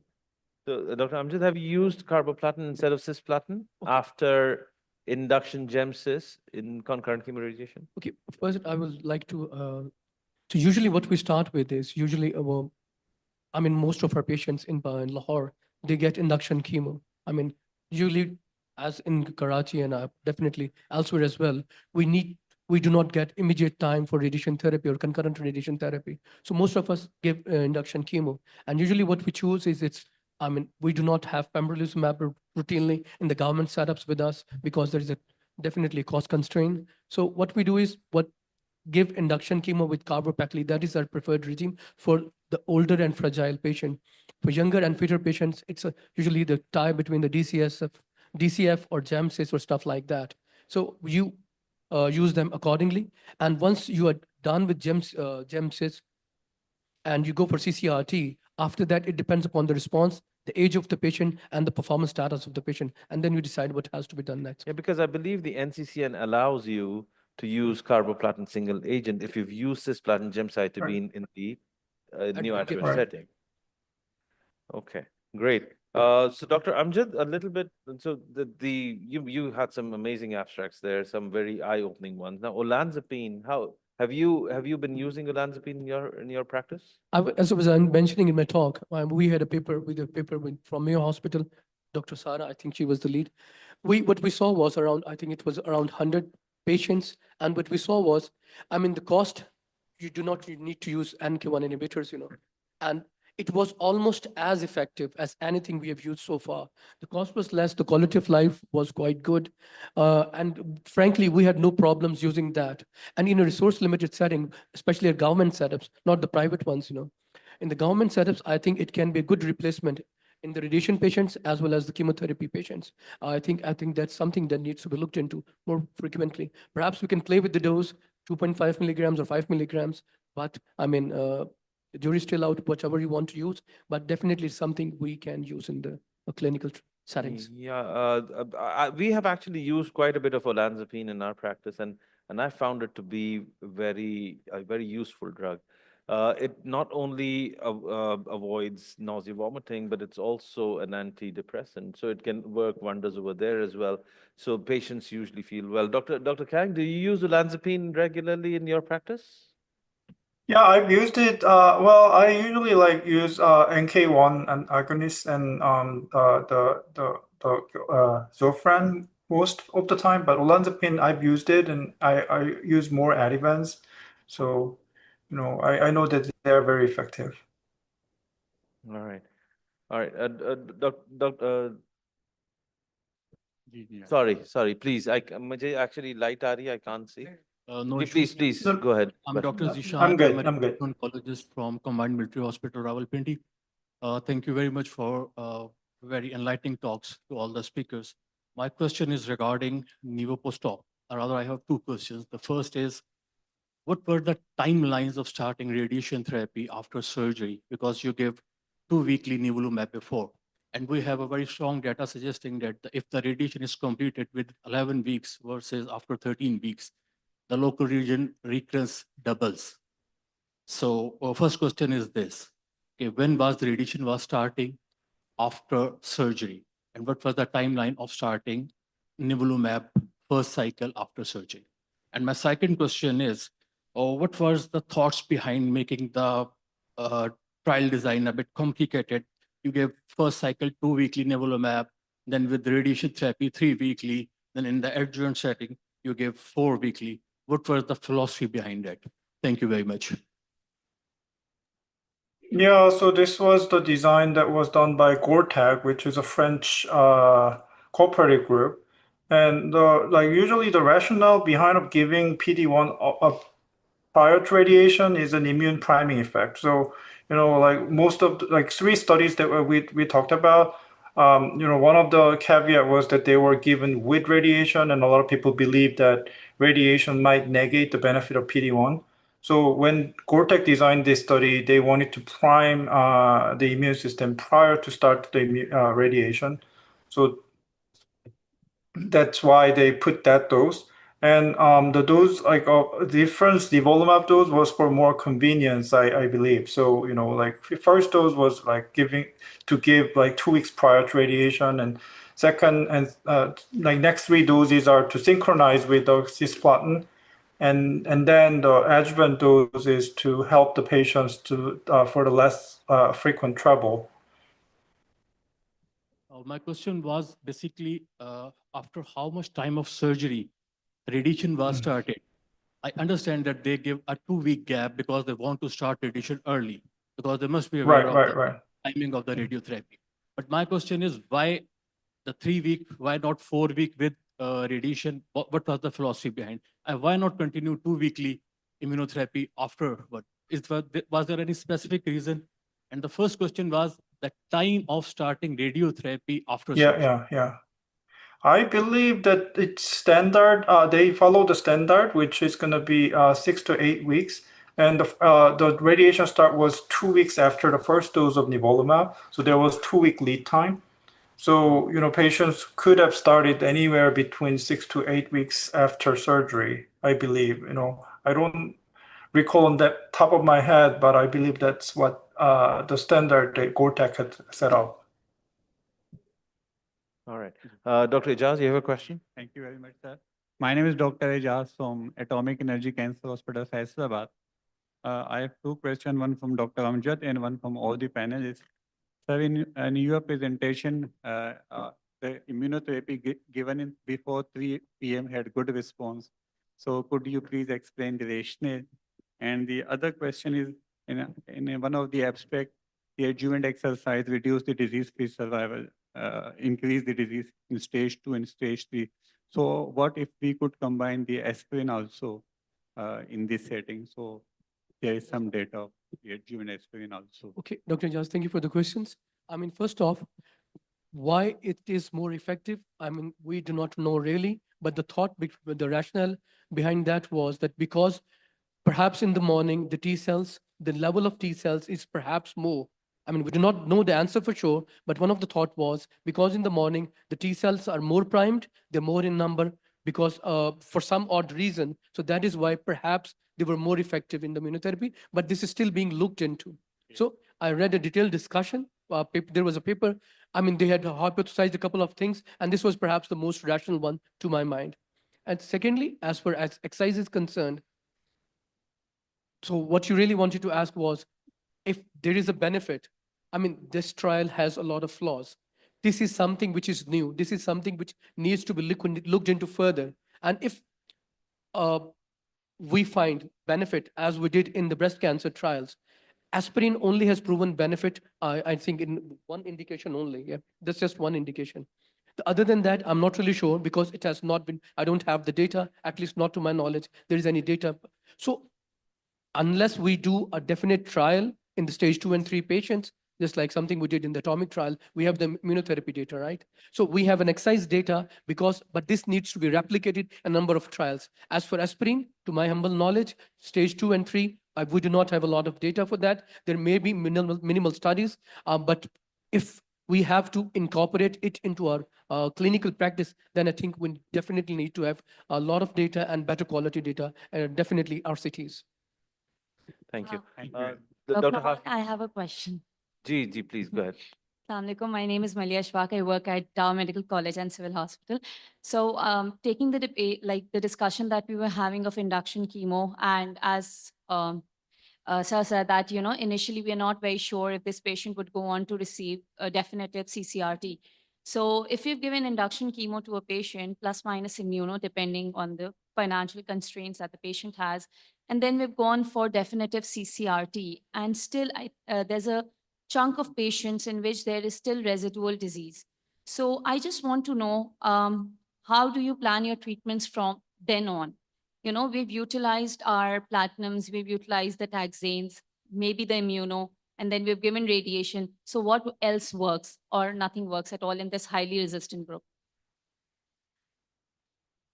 Dr. Kang, did you get the question? Yeah, so I think the question is about like primary refractory disease. Is that right? Like after like definitive therapy? Yeah, so historically, like any recurrence within 6 months from the concurrent chemoradiation is regarded as primary refractory disease, and they are included in the second-line group setting for recurrent metastatic disease. So the current standard of care would be the either like nivolumab alone or pembrolizumab alone. And then, after that, we are still like in the primitive age of methotrexate, cetuximab, and docetaxel choice. Practically, I have used combination of cetuximab and PD-1 a lot in that setting. And also, I like to use cabozantinib and pembrolizumab combination.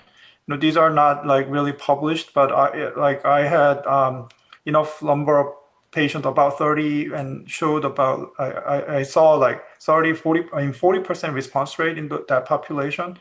So, I'm like in the process of writing this up, and this is just anecdotal data, but I have seen like really good response with cabozantinib and pembrolizumab in that like refractory setting. Thank you. So before we end, I Thank just you. have one question for Dr. Hafiz, Khushnaseeb Saab. So Dr. Hafiz Saab, I'm not sure about the availability of immunotherapies in the setting of the government organization. Do you have immunotherapies easily available, and do you use it in the head and neck cancer setting? Yeah, we are using.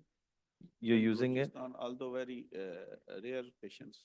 Okay. Very And rare and patients, these are all in the metastatic setting as for now, right? Yeah, All right. And do you see good responses, sir? yeah, definitely. All right, very excellent. All right, thank you, Dr. Kang, for joining us. Our time has ended, so I'm just going to wrap up the session. I'd like to thank my panelists, my speakers, and thank you, Dr. Kang, for joining us while on the way back from Boston. Thank you so much. Thank you very much. Have a nice day.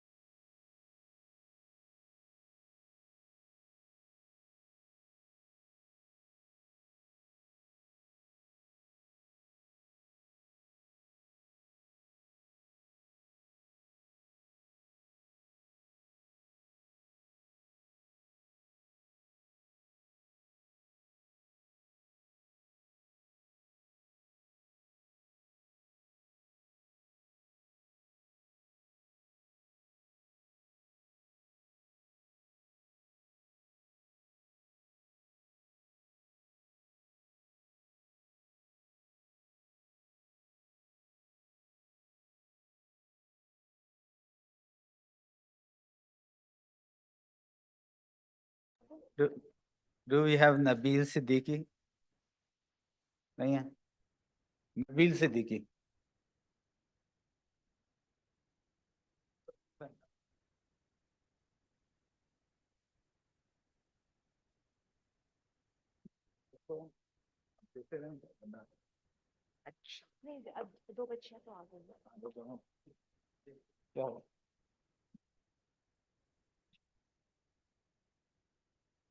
Okay. Dr. Rimsha Zahid, Registrar Oncology, Fauji Foundation Hospital, Rawalpindi.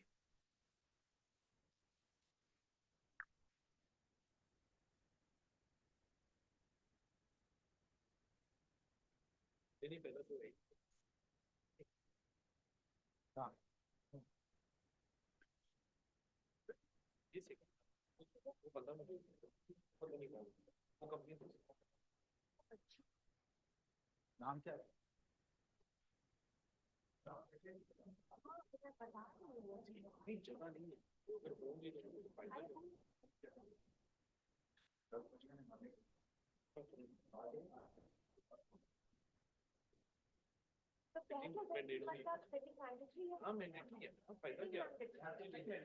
अगर वो नहीं है तो फिर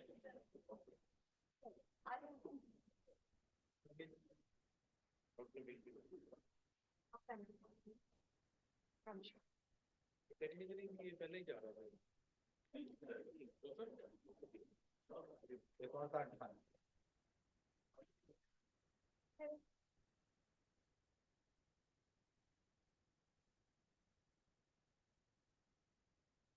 Dr. Muhammad Asad, PGR2 resident in Mole.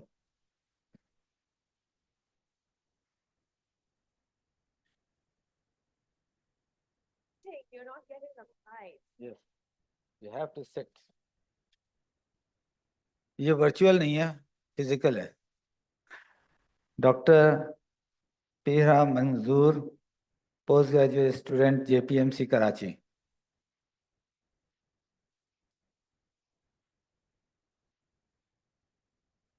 हमारा session delay हो रहा है. तो छोड़ दें आप. Hikmatullah, PG resident, Allied Hospital, Faisalabad. Finally. हो गए भाई.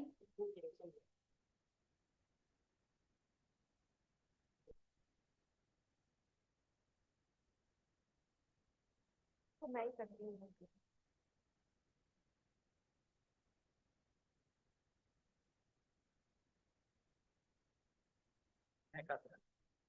Okay. And what is this? Okay, we're going to hurry this up because I want to try and keep it on schedule. Dr. Sajid Khan, Ayub Teaching Hospital, Abtabad. Anybody here? Sajid Khan? No. Okay. Dr. Komal Parvez, Mayo Hospital, Lahore. All right, then. Okay, Dr. Arsha Azhar, Mayo Hospital, Lahore. All right, so everybody whose names have been called, they've missed out on their gifts. Oh well. And ye kya hai? ASCO ka hai na? I think Nabil Siddiq was not here before, he's not here again. Okay. Acha ji. Dr. Zishan Badar, Anmol Hospital. Acha, ye kya hai? Yes, up to date subscription. Acha. Mashal Altaf from Larkana. Chhod dein. Phir. Dr. Alia Mushtaq, Fauji Foundation. Okay. One, finally. She gets a gift. Dr. Javeria Waheed from Jinnah Hospital, Lahore.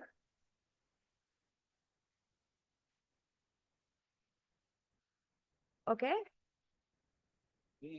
Pata nahi.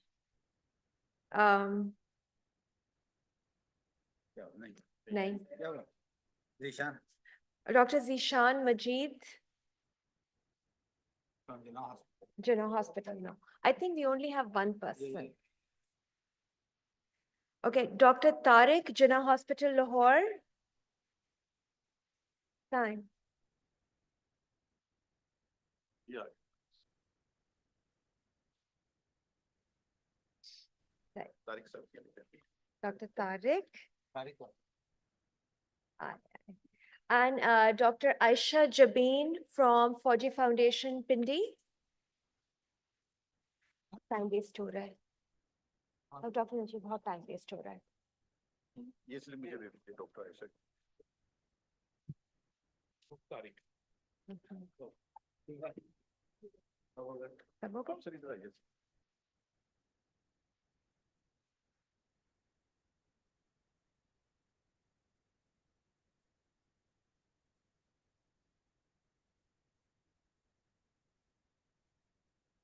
Yes, yes.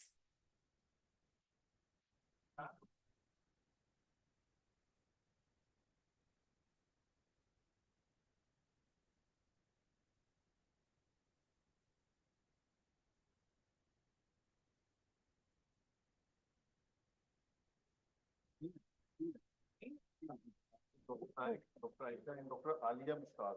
Doctor Alia Mushtaq. अब बाद में दे दीजिएगा ना please. अब जी बहुत शुक्रिया. Thank you. Okay, Assalamu alaikum. Sorry for the delay. I think everybody needed to get their gifts and be all happy with this. And thank you all so much for staying. For people who don't know me, my name is Munira Musaji. I'm a hematologist oncologist at the Aachen University Hospital, and it is my pleasure to present the last session for the Best of ASCO meeting. Always save the best for the last, so the whole crowd stays, and we always do hematology at the end. So we have an exciting session today. We're going to start off with a talk with Dr. Tanya Siddiqui, and she's a professor of hematology and oncology and stem cell therapy at the City of Hope in California. And she's going to be talking about the evolving landscapes in CLL and indolent lymphomas and its application in the LMIC. So after that talk, then I'll introduce the speakers for the abstracts. So can we have Dr. Tanya's talk, please? It's a recorded talk, and unfortunately, she's not going to be able to join in for the Q&A. But if there are any questions for her, please forward them to me, and I'll forward them to her later. Assalamu alaikum. I am Tanya Siddiqui from City of Hope in California, and I'm honored to be invited to give this talk here today. It won't be anything about Best of ASCO, but it will talk a little bit about a lot of advances in specifically CLL, chronic lymphocytic leukemia therapy, and how we can bring this about in developing countries.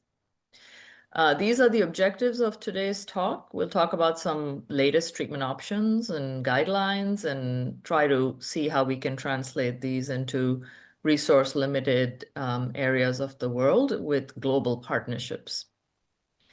So a long time ago, we had nothing but chlorambucil for the treatment of chronic lymphocytic leukemia.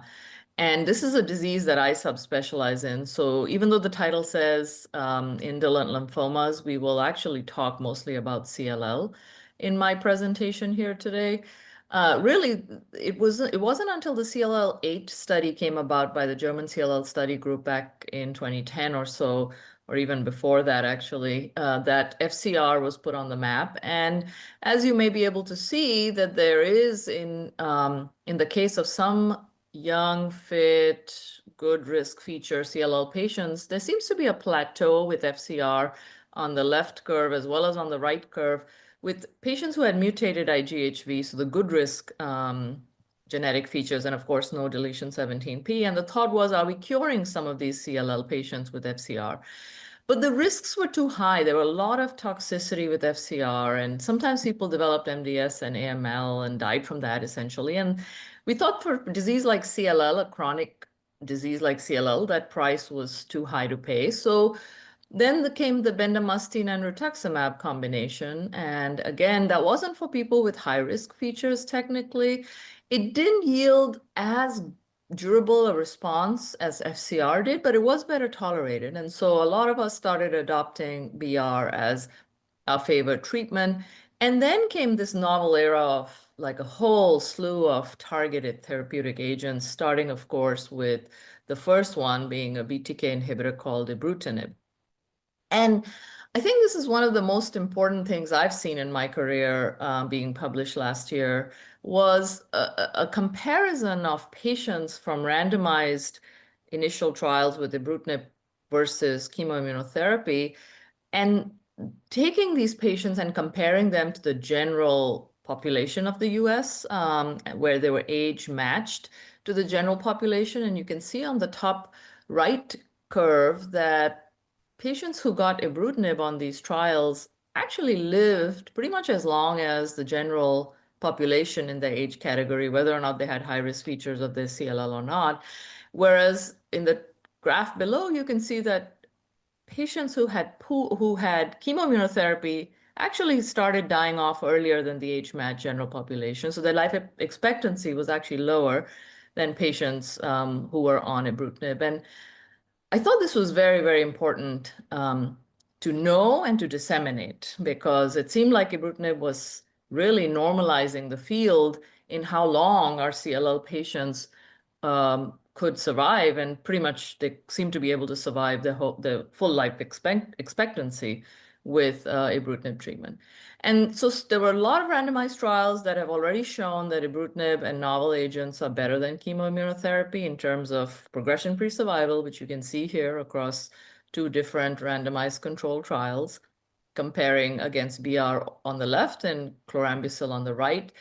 The study on the left, the 1912 study, was actually in young patients, fit patients with good risk genetic features who would normally have had FCR chemoimmunotherapy at that time. And you can see that with ibrutinib, the red lines are better than the blue lines, which is the FCR treatment. And their progression-free survival was better, and ultimately their overall survival as well in this 6-year follow-up. On the right, acalabrutinib does better than chemoimmunotherapy. Zanibrutinib in the Sequoia trial lately has shown benefit over bendamustine and rituximab. My favorite regimen is a fixed duration venetoclax plus obinutuzumab, 1-year first-line therapy, which has shown in the CLL14 study to be better than chlorambucil obinutuzumab. And across many different comparisons, it's also been shown to be as good as 3 drugs put together, meaning venetoclax obinutuzumab is as good as ibrutinib, venetoclax, and obinutuzumab. So no real reason to add, all 3 drugs. And the Alliance trial also showed that there was no difference between ibrutinib, obinutuzumab versus ibrutinib plus venetoclax plus obinutuzumab, at least in the progression-free survival setting. Then now has come the era of combining 2 pills instead of with obinutuzumab. And so the GLOW study put ibrutinib plus venetoclax on the map for Europe because the EMA approved this combination based on this study in Europe. We don't have this combination approved in the US for various reasons, but ibrutinib plus venetoclax did markedly better in terms of progression-free survival compared to chlorambucil plus obinutuzumab in frailer patients with comorbidities, and might even have an overall survival advantage. The latest study to have come out is this amplified trial, which combines acalabrutinib plus venetoclax with or without obinutuzumab, and compares it to FCR or BR, and you can see that the overall response rates are the highest for A plus V or AVO, and the deaths are the lowest for A plus V, even less than AVO. So we think that this regimen might get FDA approved in the US, but we're waiting to see.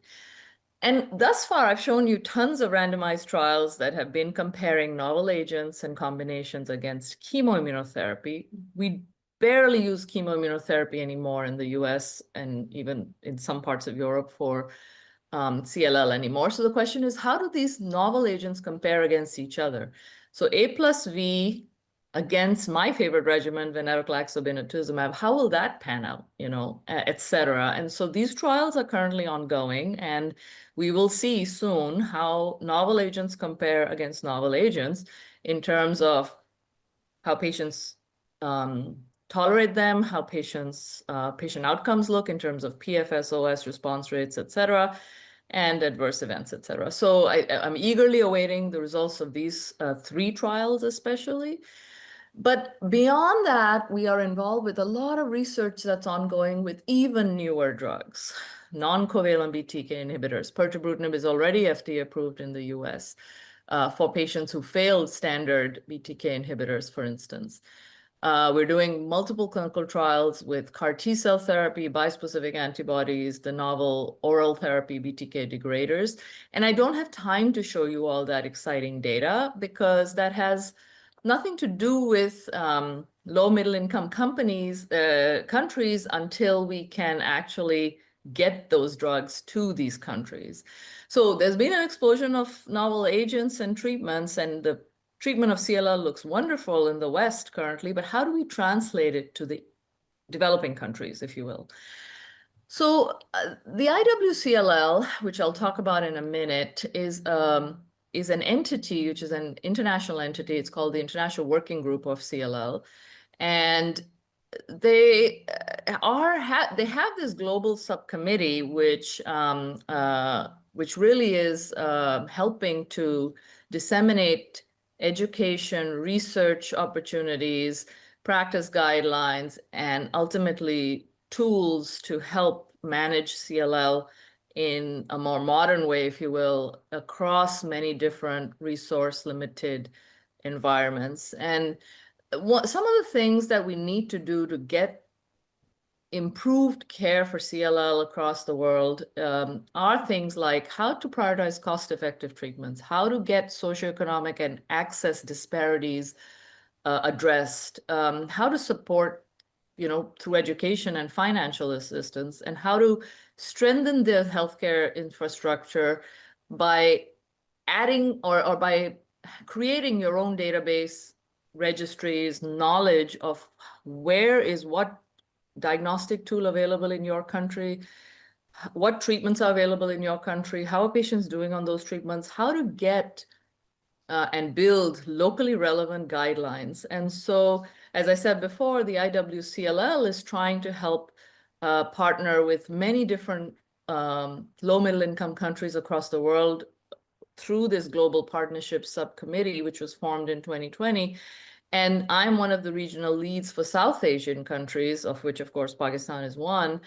And so the goal of this entity is to help clinical training and mentorship of the people in Pakistan and low middle income countries, local research capacity building, training of future academic leaders in CLL research, raising awareness of CLL with patients, policymakers, funders, industry. And I would say in Pakistan, politicians and politics is very heavily involved with a lot of decision-making of what medicines come in and how to get access and things like that. So we have to partner with a lot of people, including the physicians and hospitals of Pakistan, in order to be able to improve access to novel treatments and also diagnostic tools.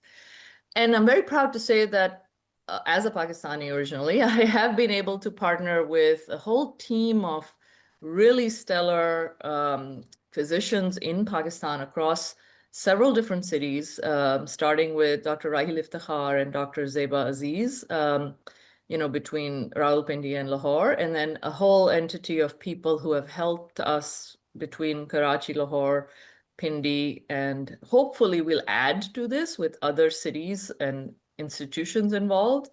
But the goal of this partnership was to create an online database system, which we were able to do in the early part of this year. Very quickly, Dr. Rahil Iftikhar's team got this database going. It is internet-based, accessible in every city by somebody who's trained to use it or has a password. And we asked the folks in all these different hospitals to enter all the data from their CLL patients, about their CLL patients over the last, since 2010 through 2024. And some of the things we wanted to see what kind of diagnostics were done, how many patients are there, what treatments they got, are they able to get novel treatments like ibrutinib, et cetera, and how are they doing on these things. And the reason why I showed this is that we very quickly got this database going with this global partnership. And And we submitted an abstract to the International IWCLL conference, which happens every 2 years. This year is in Poland in September. And the abstract was actually accepted as a poster, but we just heard a couple of days ago that we won an award for this effort because really no other country has been able to do this very quickly and easily in a cohesive way like we did. And so they want us to now present it as an oral abstract. And some of the particulars we will present include, obviously it's a retrospective multi-center cohort analysis. We have now 657 patients and counting between these years that I talked about, 2011 to 2024. And these included 11 public and private sector hospitals. We've collected many different features of their CLL to date. And I can't show the data because we're analyzing it and ready to put it out in the abstract, in the presentation form, and subsequently a manuscript will also come. But our next steps, we've already learned that we need to have more representation from some of the smaller hospitals and clinics of the country. We need to have that'll give it a more real world feel, so to speak, in Pakistan even. And we need to collect prospectively so that will then, I think, educate the treating physicians on how they should be doing practicing CLL management in terms of, let's try to get these diagnostics because we've got to put it in the database, and let's try to get this treatment because that is the better treatment, etc. And of course, finances will play a huge role in all of this in Pakistan because there is no insurance, and it is differential access to diagnostics and treatments. And so I think the ongoing prospective use of this database and continued analysis and evolution will help put Pakistan on the map in terms of optimizing CLL treatment in the modern era. To end my talk, I will just talk about an initiative from the European Research Initiative on CLL, or nowadays I think they're calling themselves Education and Research Initiative on CLL because they've gone global and it's not just about Europe anymore.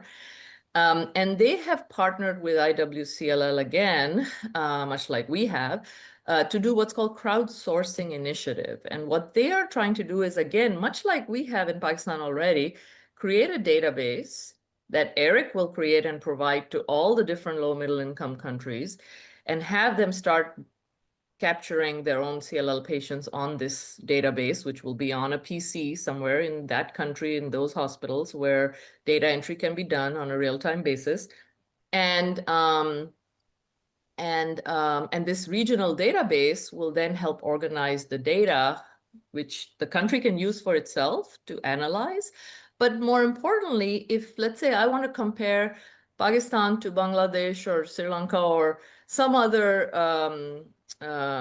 country in Africa or wherever, I can actually request Eric to say, okay, well, can I put in a proposal that I want to partner with another country and learn about their ways or compare with them or some such, whatever your research question might be, you may be able to leverage that database for that sort of research, which I think would be a very small but good way to start thinking about research in these low middle income countries.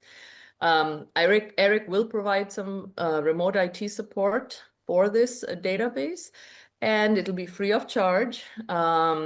It's not mandatory to do the projects and the analysis and the proposals and the research, but they would like you to start collecting, they would like countries to start collecting data on this database for future use.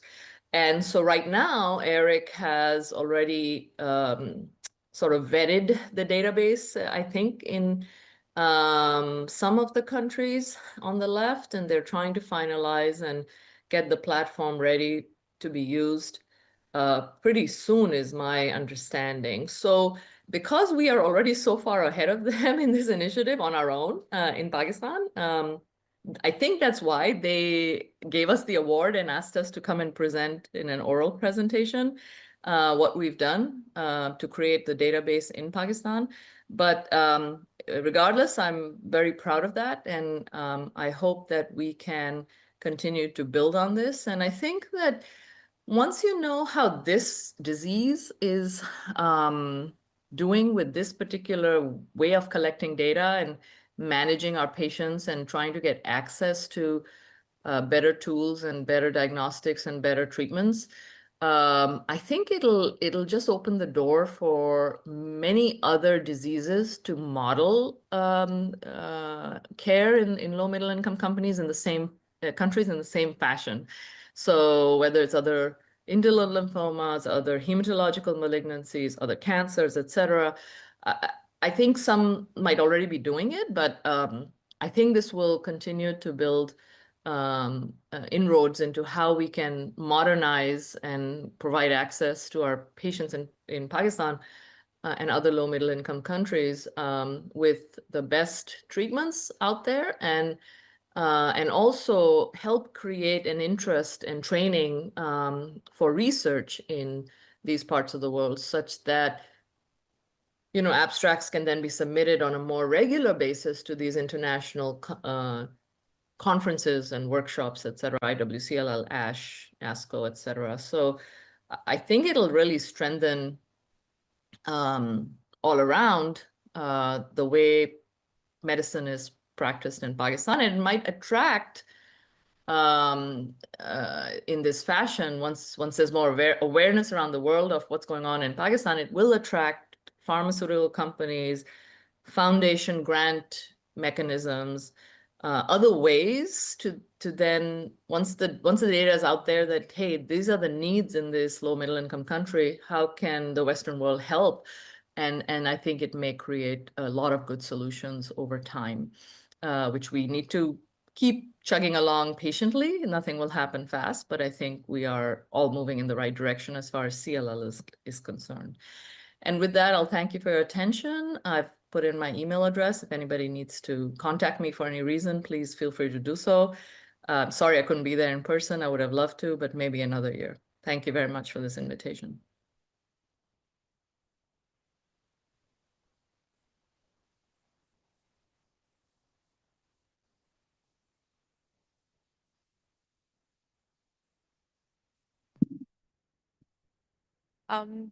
It's always a pleasure hearing Tanya speak, and she's absolutely right with collaboration and collaborative work, really changing how we do things. So now we're going to move on to abstracts. We have three wonderful presenters who are not new to us. They're part of our fraternity. The first, I'm going to welcome Dr. Shabia Rana. You just heard her speak. She's a consultant hematologist oncologist at the King's Hospital, Dubai, and she is going to be talking about the myeloma abstracts and how do the data apply to us.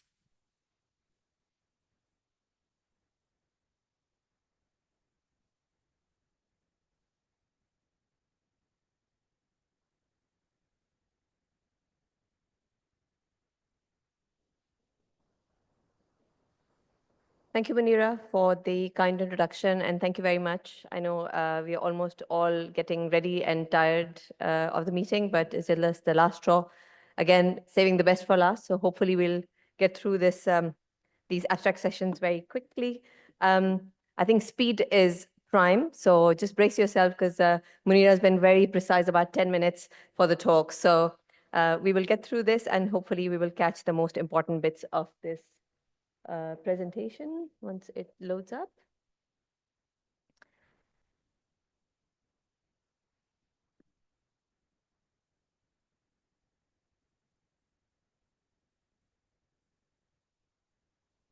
Okay, great.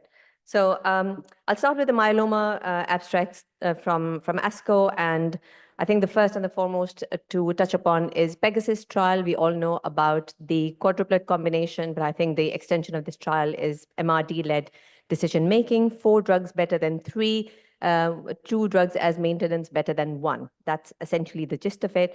And if we actually look at the key takeaway messages, what you're seeing here is that we saw excellent results in terms of durable and deeper responses with quadruplet combination of drugs with Dara VRD, followed by Dara and Revlimid maintenance compared to the VRD with Revlimid single agent maintenance. It also gave us the significantly higher rates of sustained MRD negativity, and we are changing the MRD, particularly for the trials perspective, from 10 raised to -5 to 10 raised to -6 to get a deeper and durable response, which actually predicts the talk about functional cure for these patients as well. And we actually are going to elaborate and have a quick look at the data, which actually gives us the higher rates of deep MRD negativity with the quadruplet regimen followed by doublet maintenance. So in overall terms, as we go through the Pegasus trial, this was the trial design. You're looking at the triple drug versus the quadruple combination followed by consolidation 2 cycles, which was then followed by single agent maintenance versus double agent maintenance. And the DR was given as double agent maintenance for 2 years. And if patients were deemed MRD negative, their maintenance was stopped and Revlimid continued. Although patients who actually were MRD positive at that stage continued to have daratumumab till they became MRD negative.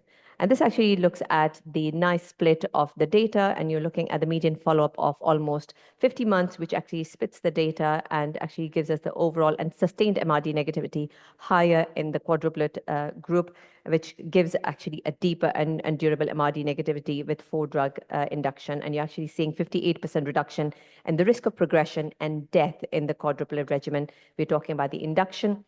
You're looking at the induction from the extreme right-hand side plots of your PowerPoint, and you're actually looking at higher induction, end of induction rates of the response with quadruplet, which actually is improving throughout, not just at the end of autologous transplantation, but also with end of consolidation and hence with maintenance as well. So you're actually looking at the overall response rate of almost 90% in these patients with CR of almost 90% as well. The cumulative MRD also continues to increase, and interestingly, it actually gets better over time, which is very important to actually consider. Again, the combination of quadruplet and doublet regime seems to do better, and you're looking at the MRD negativity rates of 10 raised to -6, which is going to be hopefully and probably the standard actually of care with the durable remission, which is where the talk about or the definition of functional cure is coming in. This actually showed the benefit in all subgroup analysis as well, and you're seeing an overall MRD negativity in all subgroups across the trial design. You're looking at the MRD negativity from 10 raised to -5 to 10 raised to -6 improvement over time as well with a quadruplet regime. Again, similar kind of like, sustained MRD negativity in the pre-specified groups as well, and we're actually seeing an improved response with the combination quadruplet and doublet. And I think what rather than actually mentioning all 4 drugs and the double, I'm just going to use 4 and 2 followed by 3 + 1. Rates of MRD negativity, as we see here, in high-risk patient advantage as well. So as you know, the new classification is talking about a high risk, but then an ultra-high risk group as well, which is a difficult group of patients. And then there are other monoclonal antibodies that are coming in line, particularly benefit with isatuximab in combination with VRD, which actually is showing a better survival with isatuximab and carfilzomib combination, which is coming through with high risk or ultra-high risk group. But even in high risk group, you actually saw the benefit with quadruplets, so 4 + 2 rather than 3 + 1. This is talking about the maintenance MRD that you're achieving not just at the end of induction or autologous transplantation. You're actually seeing the benefit of MRD negativity that is persisting and significantly important at the end of consolidation and improving over time with maintenance. So this is kind of like the graphs is actually splitting, and what you're seeing here is actually an important slide that your patients who received quadruplet induction and received maintenance did well with DVRD and went MRD negative, followed by patients who actually received VRD and became MRD negative, but patients who actually received DVRD and were MRD positive did better than patient on doublet combination as maintenance, did better than VRD single agent, followed by single agent maintenance as well. So overall in Perseus, what you actually saw, and this has become now the standard of care, is that almost 50% of patients achieved sustained MRD negativity of 10 raised to -6 for 12 months versus 19% of the patients with 3 + 1. In high-risk patients, almost 60% of the patients actually received MRD negativity, and 30% out of those who achieved sustained MRD negativity versus 31 and 14%. So it's kind of like a half and half split. But in maintenance, which is now again the sort of like the more important evidence that this trial is actually bringing forth, is incidence and the rate of MRD negativity increases with doublet maintenance compared to single agent. Moving on, I hope we're doing okay in time. This is another trial which actually is looking at the MRD negative strategy of the patients who are basically transplant ineligible. And this trial, the MIDAS trial, was looking at ESA-KRD induction in transplant ineligible patients, transplant eligible patients in the newly diagnosed setting. So in MRD negativity, following important 2 points from this slide, and this gives the synopsis of this, is MRD negative patients following ESA-KRD induction. Autologous consolidation did not improve MRD negativity compared to continued ESA-KRD. So if somebody you're giving who is receiving ESA-KRD as an induction, the autologous transplant actually did not add anything different, and it's non-inferior. If you even continue ESA-KRD, you're doing okay. Second point, in MRD positive patients, tandem autologous stem cell transplant did not improve additional benefit in terms of MRD negativity compared to single agent. Now, tandem is more of a sort of a French practice. We don't do tandem. We hardly or ever did back in the UK, but we don't do that in Dubai. I don't know how many of you actually do tandem transplants. It adds to a lot of toxicity, and we'll see that as a trial result as well. So this is the study design, 4 arms, and you're looking at 6 cycles of ESA-KRD as a 1-to-1 randomization of standard risk patient who received 6 cycles initially. MRD check after 6 cycles were MRD negative or less than 10⁵, then were randomized to 6 further cycles of ESA-KRD, and then lenalidomide single-arm maintenance, followed by, on the other arm, with autologous transplantation with 2 cycles of ESA-KRD consolidation, followed by maintenance. The high-risk patients who were actually MRD positive ended up having an autologous transplant with ESA-KRD 2 cycles consolidation and ESA-iberdomide maintenance versus tandem transplant and ESA-iberdomide maintenance. So here you're looking at the MRD negativity in the patients who basically received 6 cycles of ESA-KRD. The MRD negativity was achieved in almost 63%, and we're talking about 10⁻⁵, which is the current standard, and a lesser percentage of MRD negativity in 10⁶, but that strengthens over time, and we will see the evidence. So ESA-KRD induction, as we see MRD negativity, we talked about how these patients were split in the groups. And when we look at the post-consolidation MRD negativity with NGS now, 10⁻⁶, you're seeing the MRD sort of similar outcomes in arm A and B, which is the difference with 6 cycles consolidation and transplant and maintenance, which actually strengthens over time, not just after consolidation, but also post-induction as well. Now, this actually group shows the waterfall. It actually saying the forest plot that most of the responses were kind of like midline. So you're not really seeing any group leading in terms of their response. So the responses, or there was no difference, or one lean towards the other side. Here you're seeing sort of more response or more sort of subgroup analysis that the single transplant actually did better compared to the tandem transplant. And that was mainly because of the toxicity, and we'll see the plot as well. This plot shows you that the post-induction MRD actually got better over time with the post-consolidation as well, and MRD rates actually improved over time. And the benefit, I think, one of the subgroups, one of the trickier subgroups of 11-14 translocation, you actually see that that group benefited better with the lower MRD rate seen after post-induction, but that strengthened over time post-consolidation as well compared, and the patients who obviously didn't have translocation 11-14 had better outcomes. But you're seeing the benefit in the translocation 11-14 patients as well. This is a grade 3 sort of overall toxicity, so manageable. But again, you're seeing that there is kind of like those red dots for the patients who actually had arm B, which is the autologous transplant group. And not surprisingly, there was a lot of mucosal toxicity. There was infections, which again kind of like limits the toxicity profile for the transplant group versus the ESA-KRD group. Here you're seeing the safety of the patients who actually had the arm C and arm 4. And arm C, just to remind you, was the patients who actually had single transplant versus the tandem transplant. And again, more toxicity with the tandem transplant group, particularly with mucosal toxicity. So we're seeing in this sort of data outcome that the absence of added benefit of autologous transplant in MRD negative patients may reflect the very high MRD negativity rates after induction. So the treatment at the induction, the strongest hit first, gives you a better outcome, and you're not really seeing any additional benefit of autologous transplant in these transplant eligible patients. Limited generalizability because ASA-KRD is not widely available, and I think we're seeing sort of like limited data in selected centers. We still have to experience that in our center, but hopefully we will try and get some patients rolled onto this. Longer follow-up is required to actually assess the potential PFS and overall differences, but MRD kinetics may vary by cytogenetics as we see the benefit in 1114 translocation.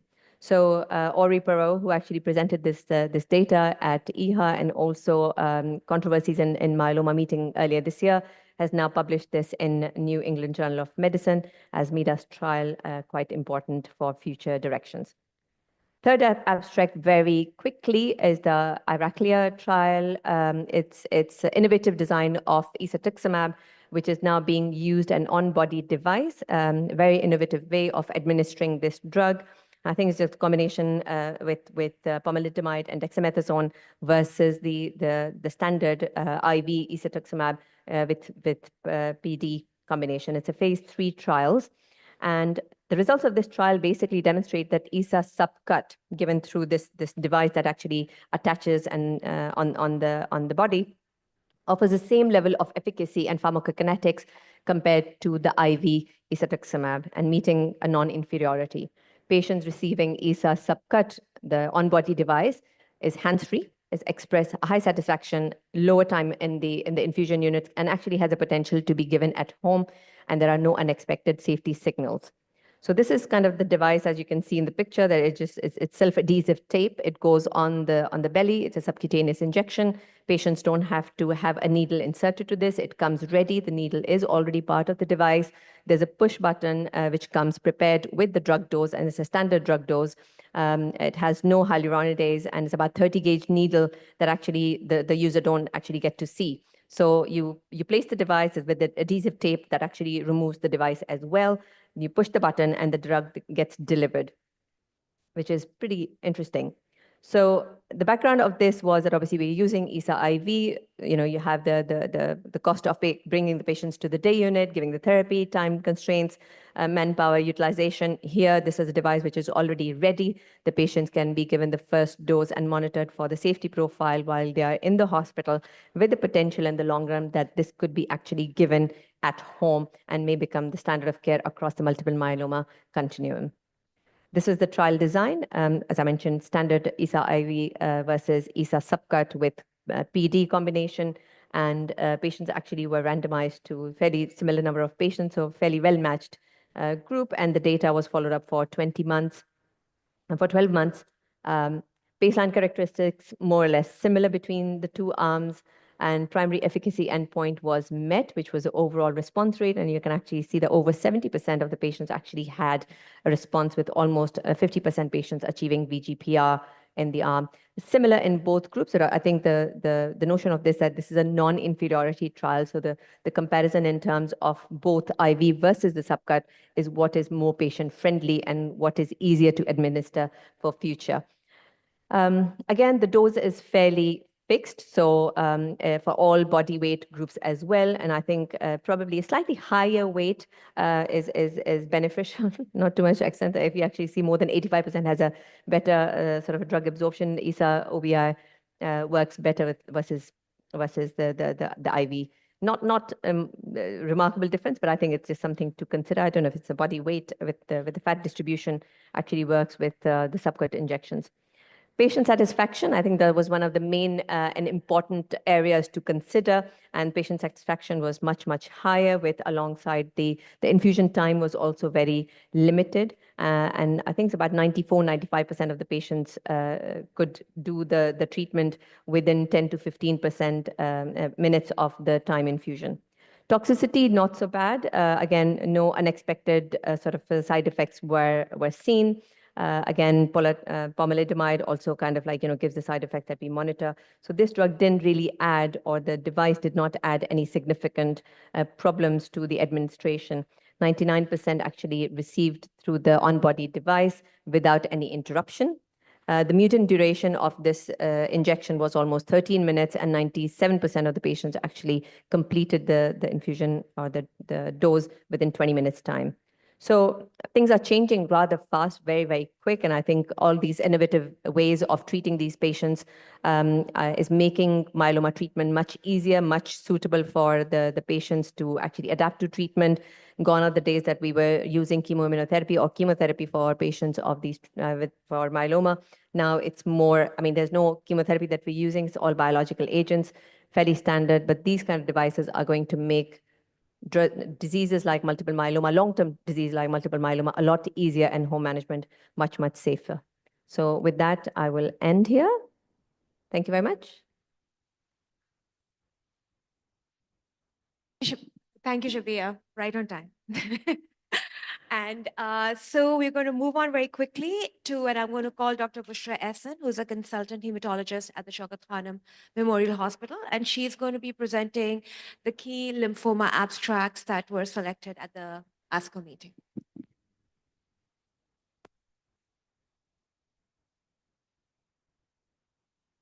We have a pointer. Assalamu alaikum. I'm going to present the ASCO highlights lymphoma abstracts. I'm going to try to squeeze in 15 minutes. So I'm just going to go through the gist of the matter. So as we all know, follicular lymphoma at the moment, how we, particularly in this part of the world, treat it with bendamustine rituximab or obinutuzumab, bendamustine, RCVP. These are the options. And then once they relapse, we use the other options, the other chemo that we haven't used. Then we heard of the EZH inhibitors. Obviously, we did not have them in this part of the world. And then we heard about the CAR-T in follicular. So in this abstract in ASCO, what they presented was the use of mosunetuzumab in patients with previously untreated high tumor burden follicular lymphoma. So as Dr. Shabi had mentioned before about the mosunetuzumab, it is a BiTE. You can see it is a monoclonal antibody with on one side can bind to CD20, which is the B cells, and the other side to the CD3 T cells, brings the T cells close to the follicular lymphoma cells and causes the cytokine release and kills the lymphoma cells. So after the initial safety profile from the phase 1 studies, where it was found to be safe and effective, the phase 2 study, which is the Morning Sun study, this was conducted, and this shows the design of the study.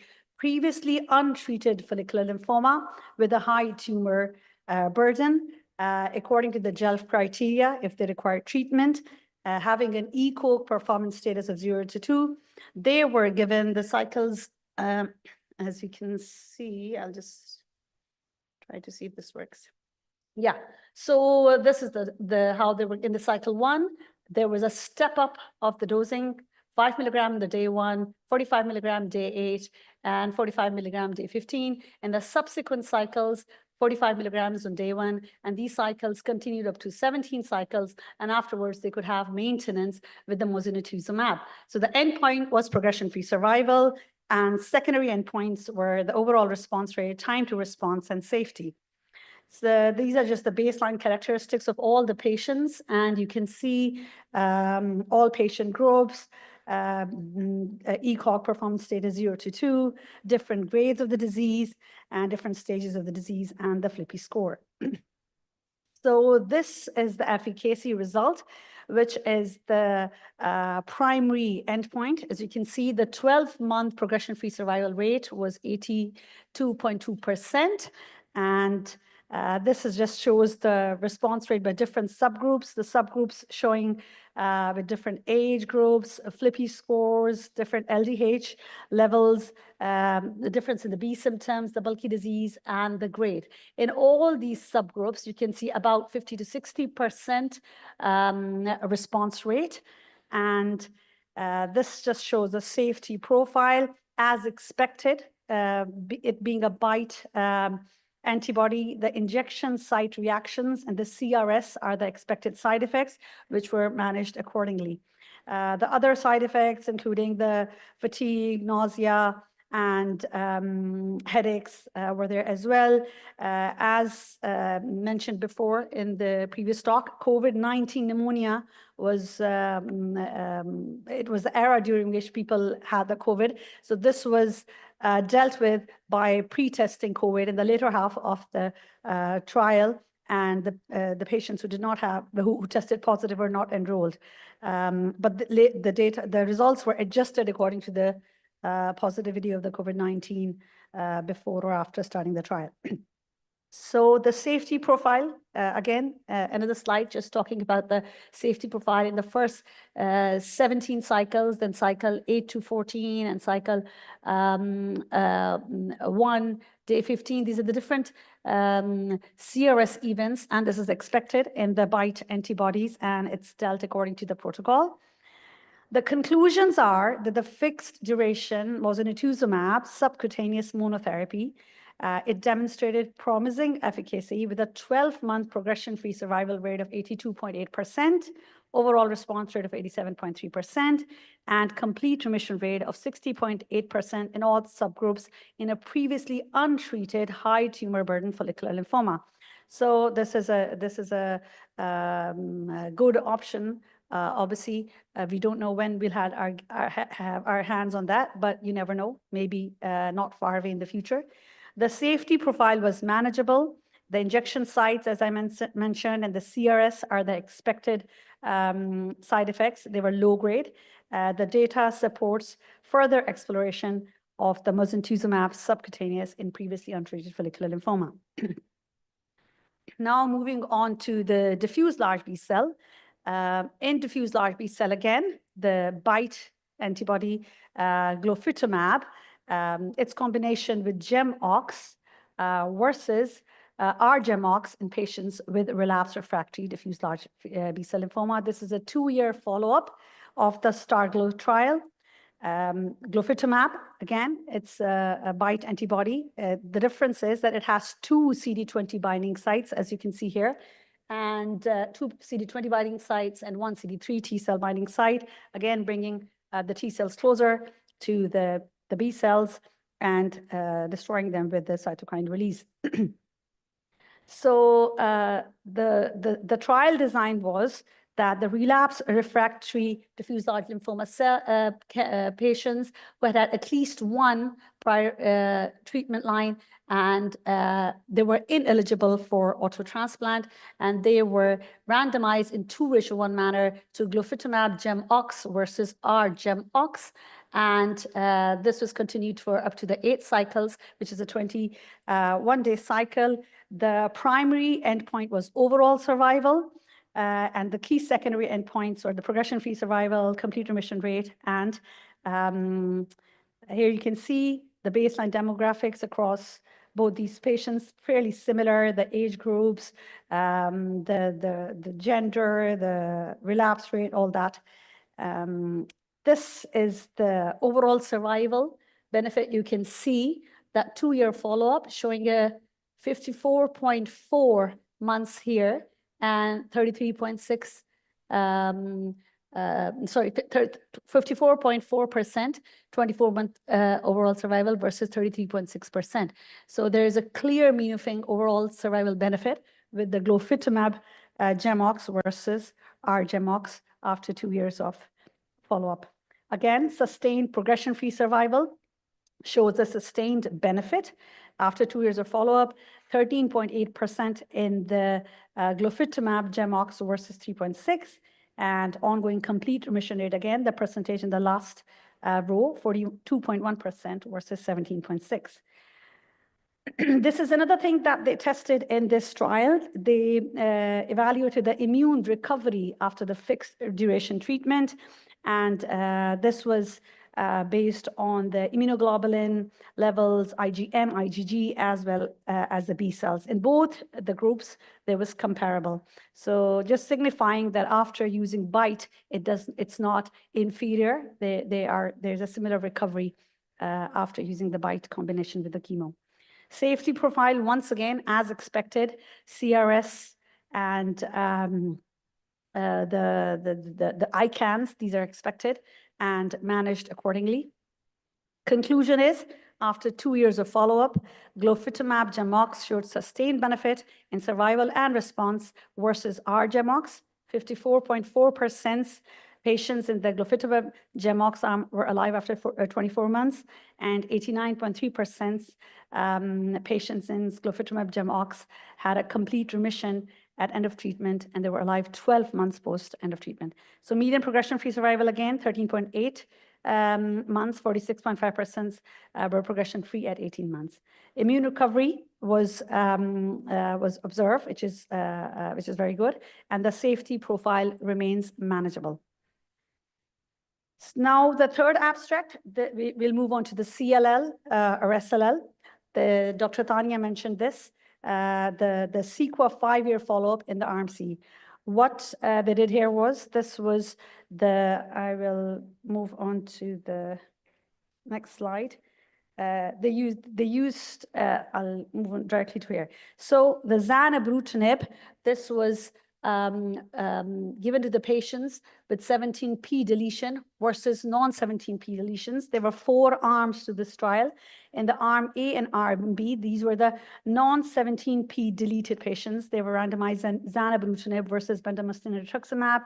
The arm C is the one where we are focusing here in this trial, where the 17p deleted patients, they were giving zanubrutinib 160 milligram twice a day until progression of the disease. And the arm D is with 17p deleted, or they were given, this is the arm D is where they give zanubrutinib along with the venetoclax. So baseline demographics, again, all different demographics.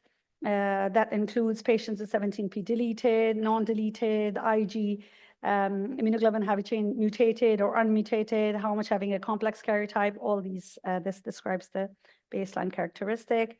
The progression-free survival, the median progression-free survival was not reached with zanubrutinib, which obviously is a good thing. As you can see at 60 months here, it's 72.2%. Again, adjusted with the COVID-19, because this is the time at the enrollment of the patients in all these trials, they came the COVID-19 pandemic, and then this was adjusted accordingly. Even then, the progression-free survival, you can see at this 60-month, this 73%. Again, comparison by immunoglobulin mutation status. It again shows the same thing. Overall survival adjusted for COVID-19 and without COVID-19 adjustment, this was median overall survival was not reached, again, which is a very good thing. And this is at a 5-year down the line. Again, I will not go into detail here. The conclusion of the CEQA Arm C report on the largest prospective cohort of uniformly treated patients with 17p deletion in CLL or SLL, this shows that after a median follow-up of 5 years, zanubrutinib demonstrates durable efficacy in patients. There's an estimated 60-month progression-free survival of 72.2%.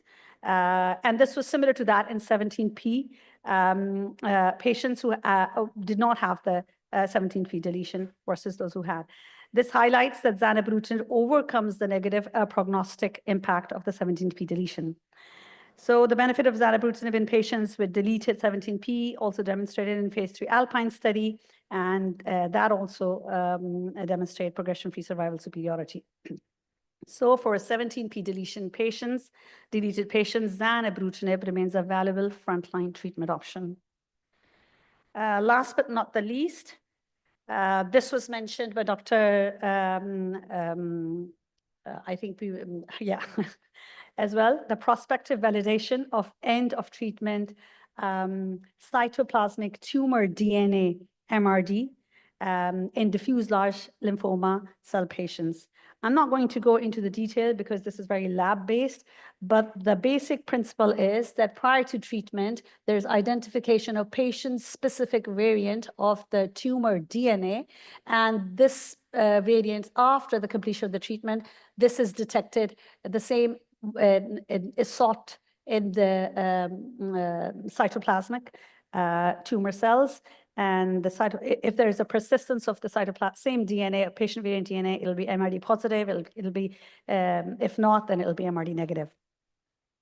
So what they did was that this was the patients were selected with diffuse large lymphoma cells after the QC and all that. Those that passed the QC, they were enrolled, and those that had a patient variant DNA analyzed, they were enrolled. The rest, those that failed the QC or they did not have the patient variant DNA, they were not analyzed. So these were the patients who had who were followed up.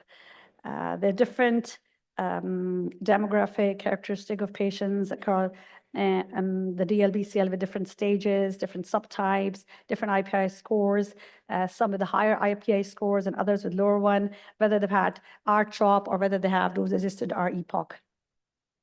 This just describes the patients with a high IPI.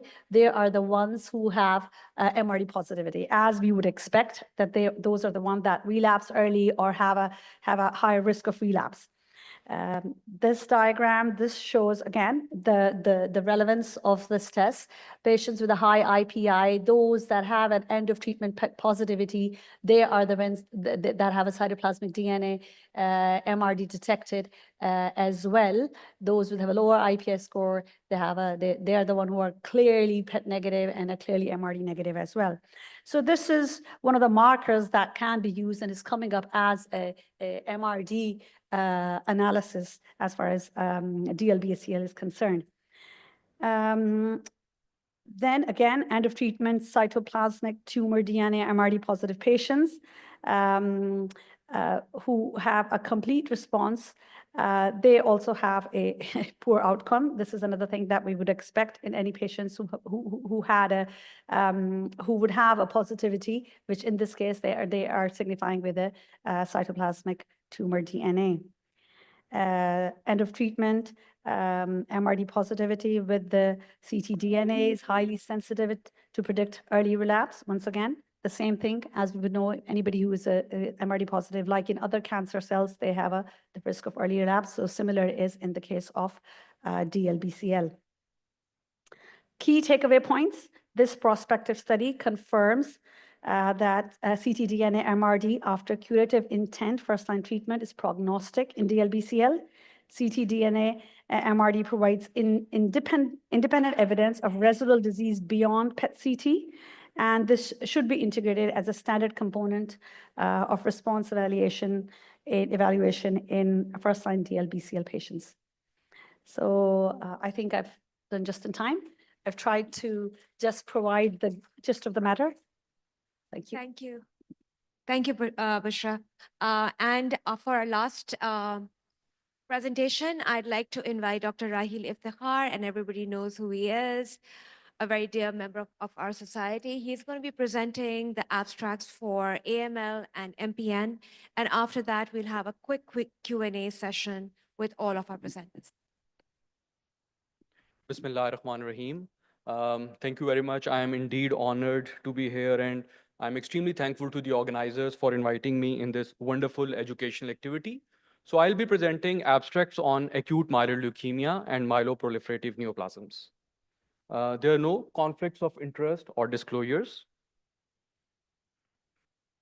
So the first abstract is regarding chronic myelomonocytic leukemia and myelodysplastic syndrome. We know that chronic myelomonocytic leukemia and myelodysplastic syndromes have the poorest prognosis among all the hematological malignancies. The abstract that we would be discussing today was presented by MD Anderson team, and it is a phase 2 study of cladribine, low-dose cytarabine, and venetoclax that is alternating with azacitidine and venetoclax. So the conventional azavan regimen with alternating clad, low-dose cytarabine, and venetoclax for high-risk CMML and MDS patients. I'm sorry for the change of font. I think there was some discrepancy between PowerPoint software. So the font is not good, but the inclusion criteria included age more than 18 years, a diagnosis of high-risk CML or MDS, and an ECOG score of less than 2. The primary objective was to assess the safety, tolerability, and overall response rate. while the secondary objective was to assess overall survival, response duration, leukemia-free survival, and relapse-free survival of the cohort. So the study included an induction regimen. The induction was different from that of conventional as-a-when. So rather than an as-a-when induction, the trial included cladribine in a dose of 5 mg per meter square day 1 to 3, low dose Ara-C for 5 days, and venetoclax for 7 days. This is different to the conventional VIAL-A trial in which it was used for 21 to 28 days. The induction was followed by an alternating azacitidine venetoclax, and again an alternating regimen of cladribine, low-dose Ara-C, and venetoclax. So azacitidine and venetoclax were alternated with cladribine, low-dose Ara-C, and venetoclax. Initially, the study included 6 cohorts. So the cohorts were relapsed MDS, relapsed CMML, frontline MDS, frontline CMML, and 2 cohorts of MDS MPN. However, there was lesser accrual in E and F cohorts, so the final analysis included cohort A to D. The patient characteristics were heterogeneous, so they were not matched with each other as expectedly because of a lesser number size and a lot of variability in demographics and disease characteristics. As we know, it would be different if you are comparing contrasting cohorts. For example, if you look at this red box of MDS, which was previously treated, this cohort had a significantly higher TP53 positivity, complex karyotype, and prior venetoclax exposure. If you look at efficacy data, ELN 2022 response criteria was used to assess efficacy. And if you look at overall response rate, which was a combination of complete remission, CRI, and CR with hematological improvement, patients who had HMA failure had an overall response rate of 41%, in contrast to 65% for patients who were treated in frontline setting. And if we look at the cycles to best response, so 1 cycles in both the HMA failure and frontline cohort was required to achieve best response. This was in consistency with the HMA-1 cohort, in which most of the patients who respond to HMA-1 respond so within first couple of cycles.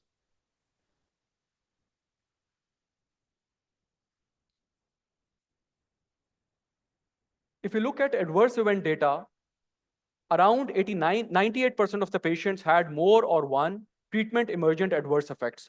But if you look at this box, majority of these adverse events were CTCA grade 1 or 2, and around 30 to 35% of the patients had grade 3 or 4 toxicity. If you look at survival outcomes, the median follow-up was 17 months. Overall survival for patients who were treated in frontline setting, median OS was not achieved. However, for HMA failure, median OS was 8.2 months. Leukemia-free survival for frontline setting was not reached at a follow-up of 17 months. However, for patients who had an HMA failure, median leukemia-free survival was only 4.1 months. So again, if we compare this data with VIAL-A trial, the median OS and leukemia-free survival is not significantly better. The subgroup analysis showed that patients who had TP53 mutation had a significantly worse median OS of only 3.1 months. Another important subgroup analysis that was done out of this cohort was the effect of prior HMA exposure, prior venetoclax exposure, and TP53 positivity. Patients who had a prior venetoclax exposure did worse as compared to those who had an HMA exposure. And we know from the data that the difference that was made in the trial that was VIAL-A trial as compared to ASA-001 trial was the introduction of venetoclax. So this is further supplemented by this data that once a patient is exposed to venetoclax and is refractory to that, they do not respond well once we add on different regimens. So the trial concluded that this combination is safe. However, it has a limited efficacy in when exposed and TP53 mutated patients, and it has an encouraging overall response rate. However, what is the impact of this trial on clinical practice? So this is another study that was published in 2025. Same set of patients, high-risk MDS and CMML patients who are treated with HMA-VEN alone. And if you look at this data, the overall response, the treatment in treatment naive patient as well as in relapse refractory patient is better as compared to that which is documented in the previous trial. And this is consistent among a number of cohorts which had proven the data over last few years regarding efficacy of HMA-VEN for newly diagnosed and relapse refractory setting. So in my opinion, this trial is not a practice-changing trial.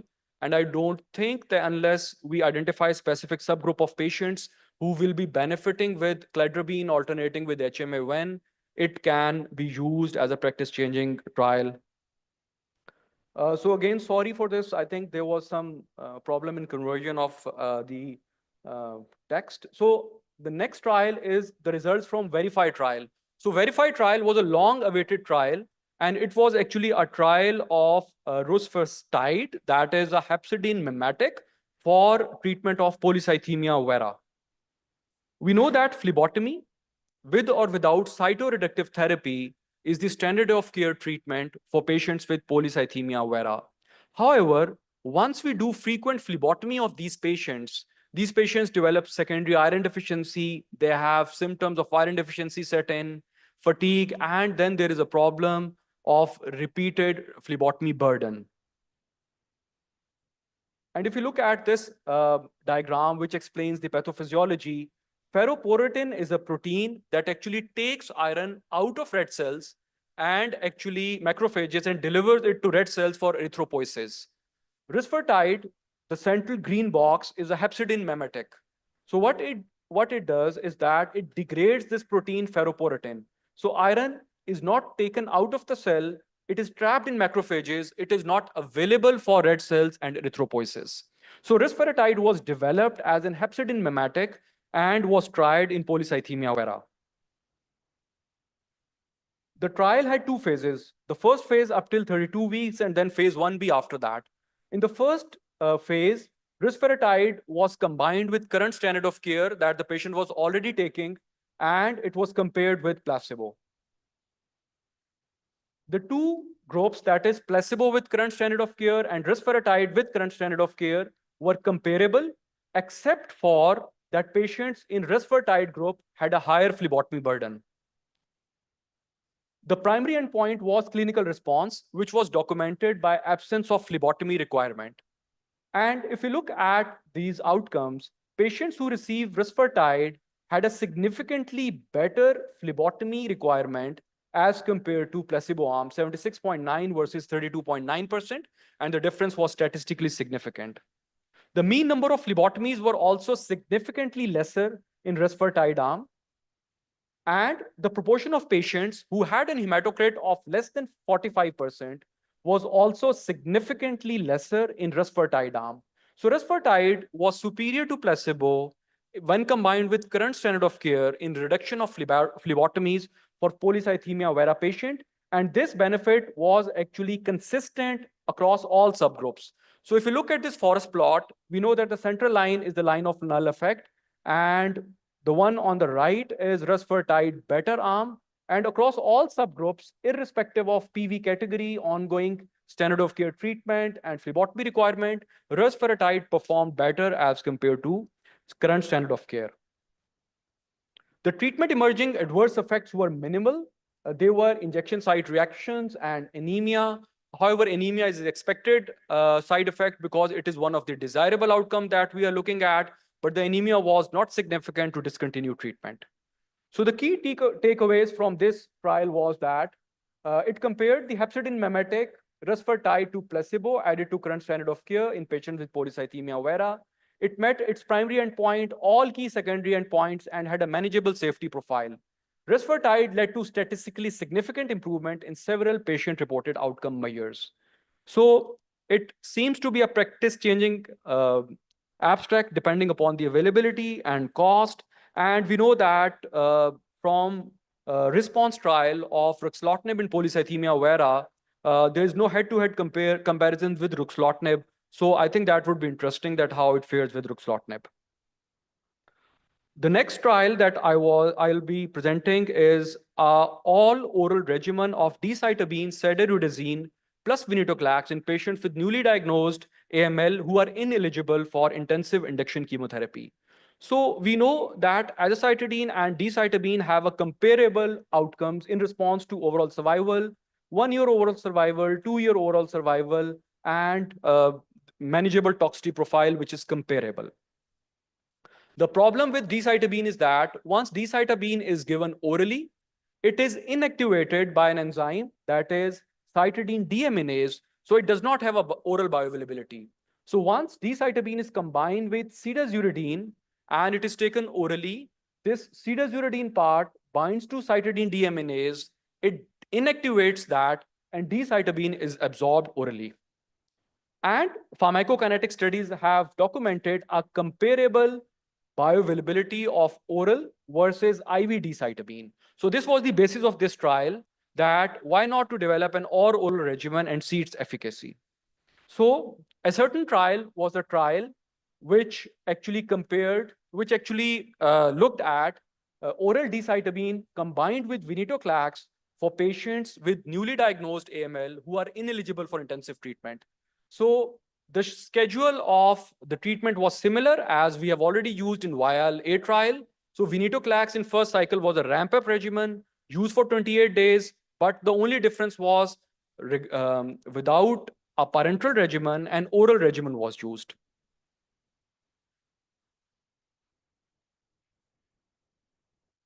If you look at the overall response rate, the complete response rate was 46.5%, and CR/CRI was 63.5% in this arm, which is comparable as compared to the results of VIAL-A trial. And the median overall survival in this group was 17 months, and at 17 months, median OS was not reached. So again, documenting that the efficacy of oral is good enough, and it is comparable to historical trials like VIAL-A trial, VIAL-3 trial, that actually used combination of HMA-1. The side effect profile was again manageable. There was no toxicity concerns that were highlighted out of this trial.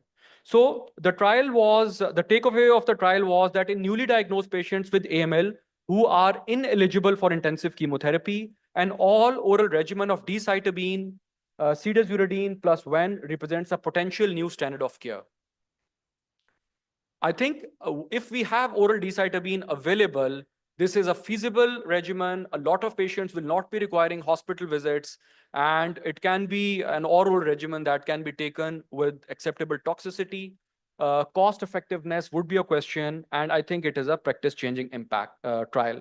So another abstract, which I'll be quickly looking at, I think it is again very important from our perspective, is a comparison of venetoclax 50 milligram with 400 milligram combined with posaconazole.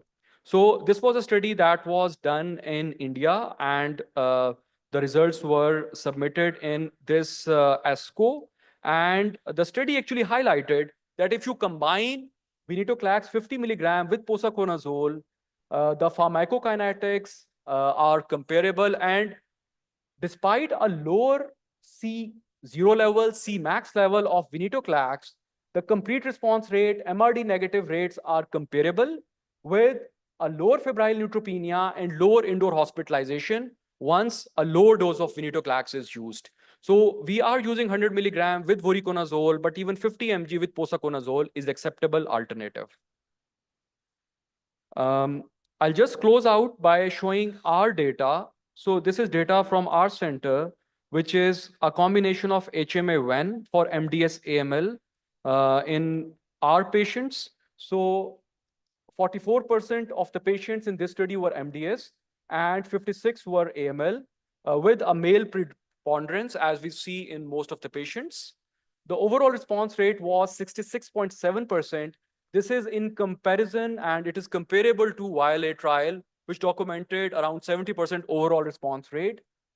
Majority of them were CRs, 55.6%, with a few CRI and PRs. The overall survival for AML cohort was 77.8% at a median of 3.4 years. And the disease-free survival was 52.8% at a median of 1.2 years. If you look at MDS cohort, the male to female ratio was 9.5:1. At a median age of 51 years for this MDS cohort, the overall response was 42.8%, significantly lesser as compared to AML cohort. But then the data included all the early patients who were not managed consistently on this regimen, and the physicians at that time were not very well versed with how to deal with cytopenias of this regimen. The median overall survival of 2.5 years and DFS of 1.4 years is again comparable with the data that is published overall. So I conclude that from our data on HMA-1, HMA-1 is feasible and effective. We use often it for unfit patients who are unfit for intensive chemo. But we know that recently there's a trial from China, that a randomized trial comparing upfront 7+3 plus DEC-1 is published with comparable results. So especially in our centers where 3+7 cannot be given, I think it is a good enough idea to compare upfront 3+7 plus HMA-1.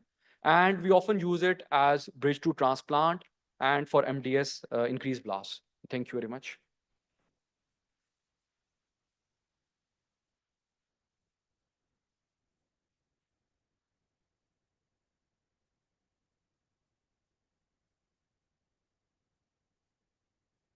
Thank you, Rahil.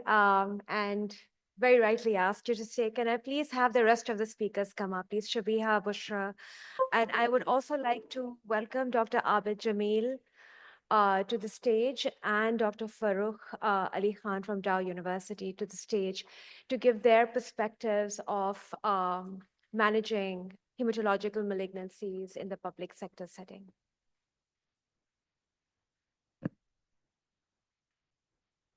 And while everybody's coming up, I'm going to open the floor for questions. Questions, comments, thoughts.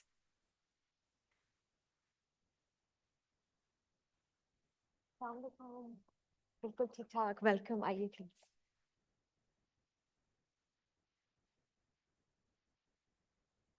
I saw you. Ji Amjad, आपके लिए question for you. Mike. Can't hear you.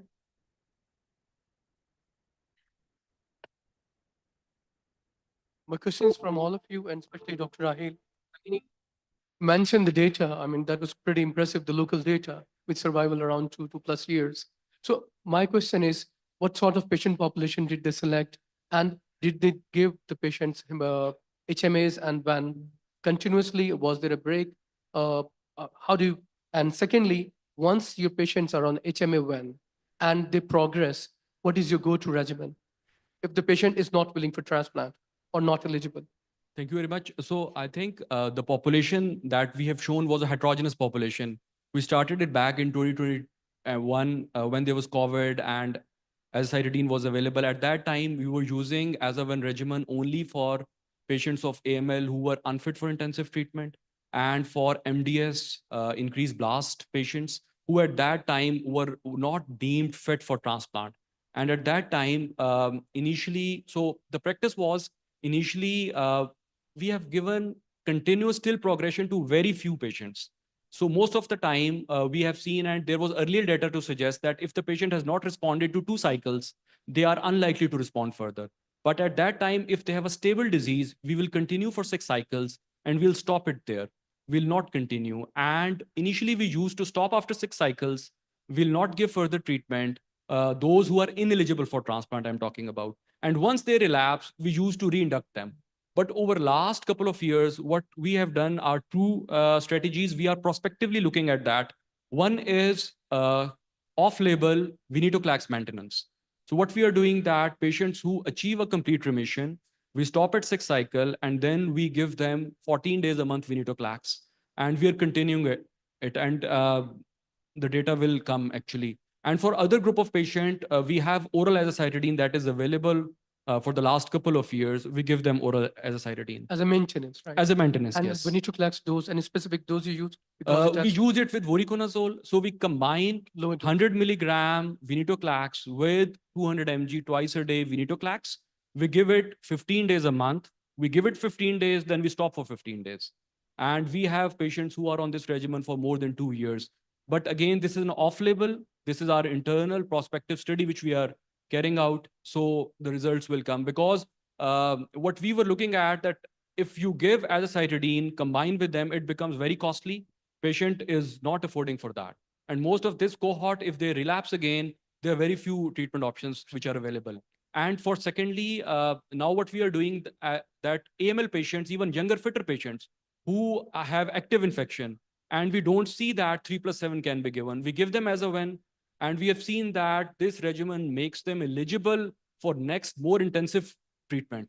And So once you give them 3/7 yes, later on when they're okay. yes, we give them as a when. If they go into remission, then we move on to consolidation phase, either with a transplant or intensive consolidation.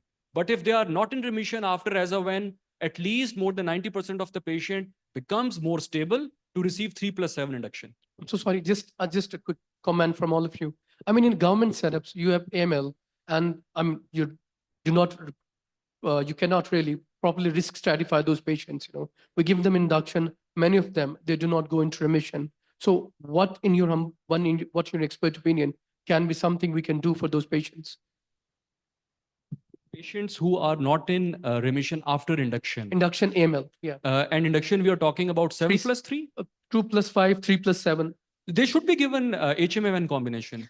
Now there is data to suggest that even it can be given upfront.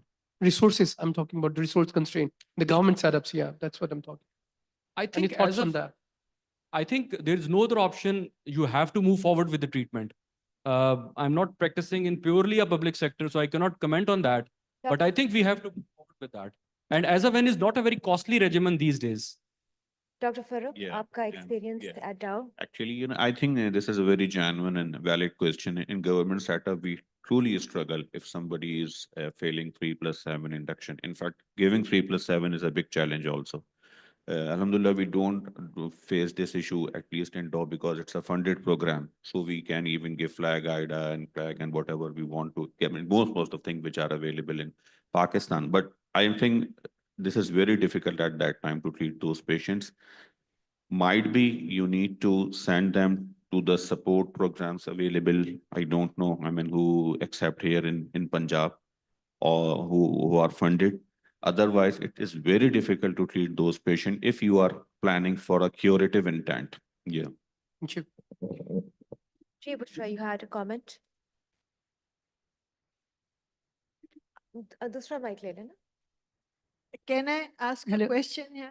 Can I add to that? So, Dr. Amjad, this is exactly the dilemma here. There are few factors in AML: the disease, the type of the disease itself, low risk, intermediate, high risk, leukemia, then the drugs available, and whether you can have a transplant or not. And the cost and the donor and the drug availability, as I said, is the main issue. So I can tell you about a patient, an 18-year-old man with an intermediate risk AML from Afghanistan. We gave him, like we should do, induction with DA3+7 and 3 consolidations, and got him in complete remission. But the sibling typing was done, and none of them were full match. So we do not go for a allo unless we have a full match in an intermediate risk in our institute because of the slots and cost and all that. So he relapsed with vengeance, FLT3 positive AML this time.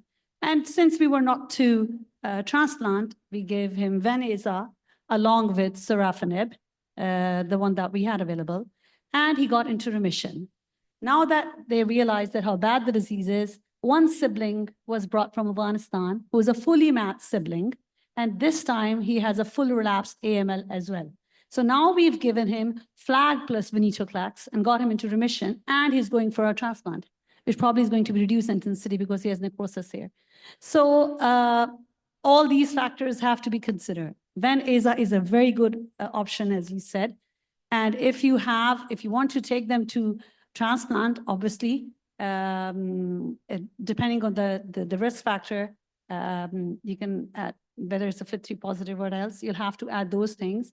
And if you're not going to transplant, as Dr. Raheel mentioned, venetoclax off-label maintenance is a valid option, because that's what we thought we would do. We would just maintain with the venetoclax and sorafenib but then we had a sibling who was fully matched. So if I can So- just like conclude what it actually is being said by everyone over here is one is understanding the patient journey, understanding where the disease is. And I think I can't stress enough that please spend some time in risk stratifying your patients upfront and decide about eligibility of transplant. It really helps make the pathway so much more clearer rather than trying to go aage piche.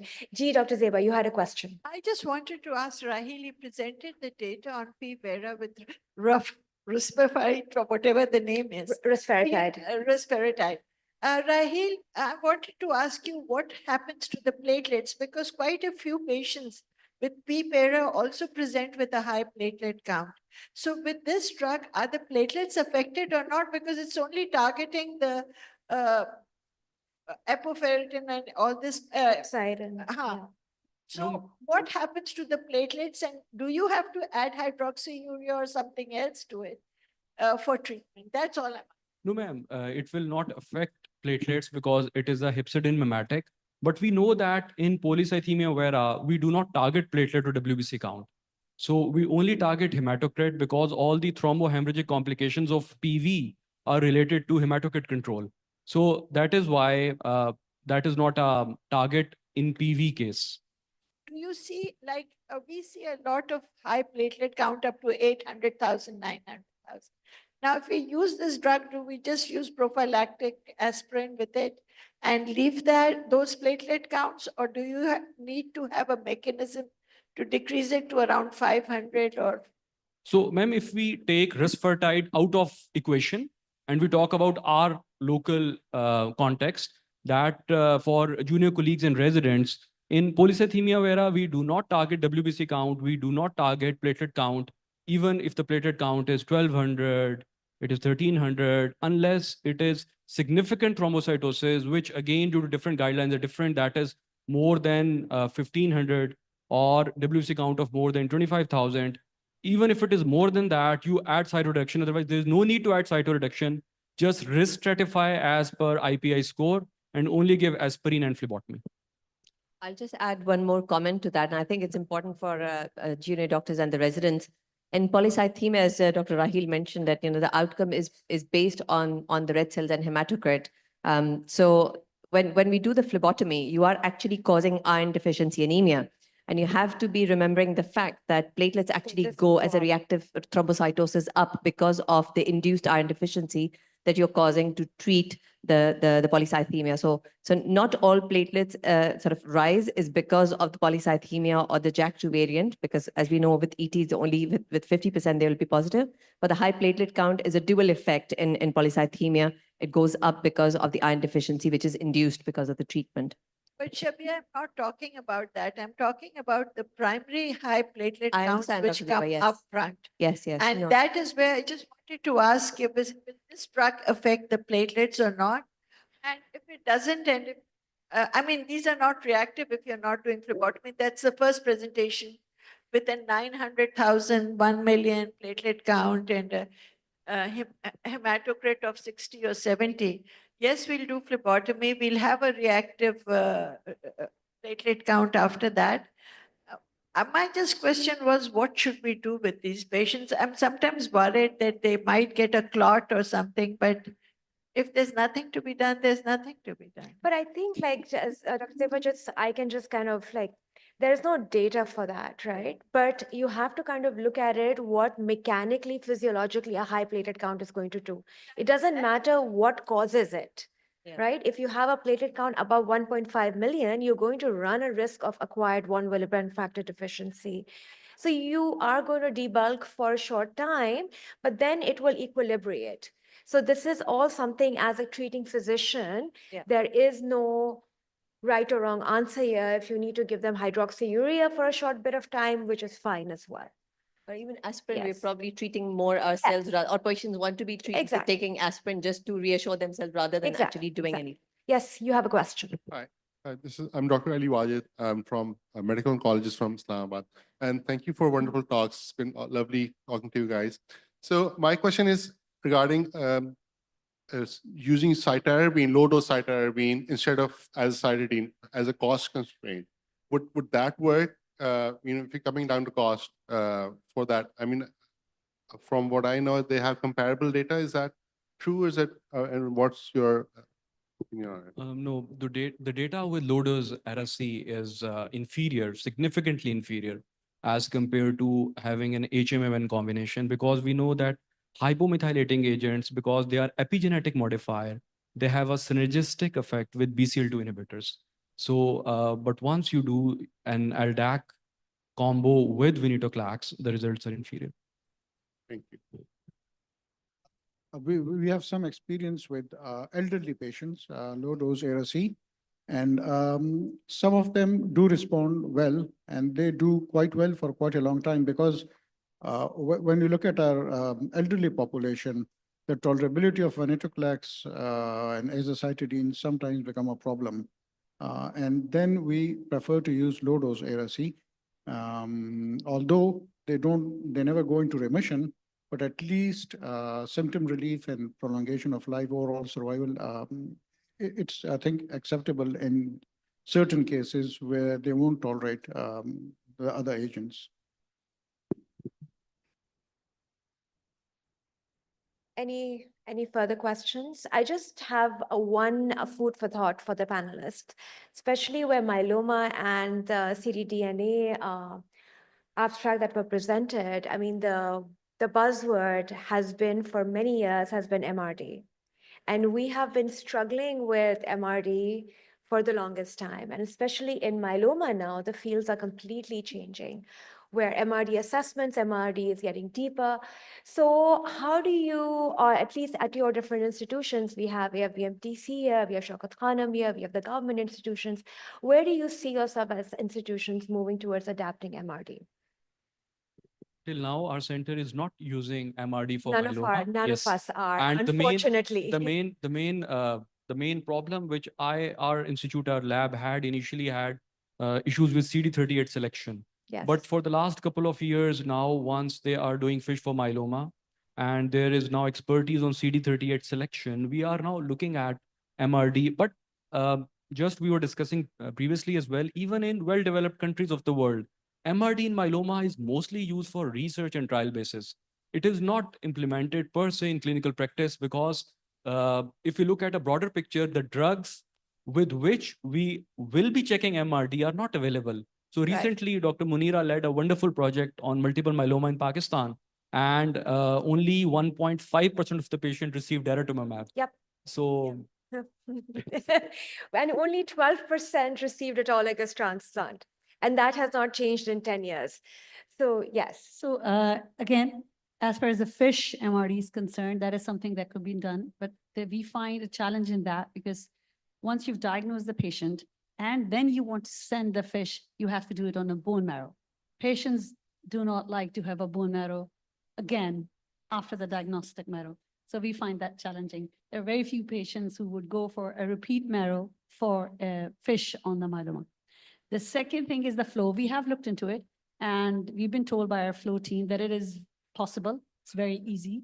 Again, CD38 or 138, they can do The it. but we validation is a haven't- huge problem. but we haven't, because we only take limited myeloma if the number of patients were more. If we had indigenous myeloma population in Shaukat, then probably we could.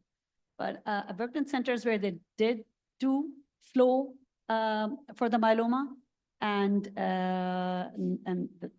that was considered very, the response and the evaluation was very easy and simple, and it did help. Because at that, in one of the centers where we had a myeloma Professor O'Dwyer, he would re-challenge, start the second line of treatment, even with 1% rise in the MRD in the flow. So again, the centers where they do it, only there they would do not. Shabia, are you guys doing MRD assessments in Dubai? Yeah, so as Dr. Rahil said, and we agree, it's a tool that is majorly and primarily used in clinical trials. It's as a research tool. It's not a clinical practice sort of implemented yet. We do it our center, and we validated it. There are three centers within UAE who do it, and we do flow. We don't do NGS. We have 10⁻⁵ sort of stability that we can detect it. But I think again, it becomes more of an academic sort of tool, my own personal interest. Again, bone marrow has become an issue, but I think it is useful to know how do we actually implement, and does that MRD dictate what I'm going to do? No, I'm still going to use the quadruplet, the first hit hardest that time. And Right. now with a high risk group, I'll use the double maintenance because that's what the data suggests. How does, it's all fun and games, we talk about it and I come and talk about, MRD in the podium, but that's not what we're doing clinically, right? I mean, clinical practice is very different, and that's miles apart at the moment to bring on Right. all these tools, issues with validity, issues with, reimbursement, and all of those things count. So myeloma panel, 38, we do 56, we do 138. All right, it is 10 to 3. We're running a little bit behind. So if there are no further questions, I'm going to close the session. And if anybody has any further questions for the panelists, please let me know and I'll forward it to them. Thank you all so much for attending. Dr. Najib, thank you.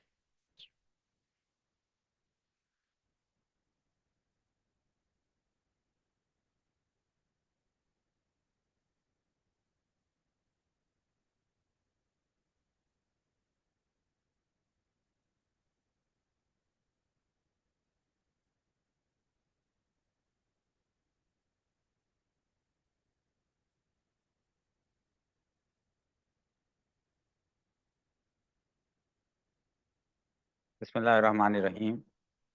Alhamdulillah, this was the last session, and now we conclude this meeting. For this meeting, I would like to say thanks.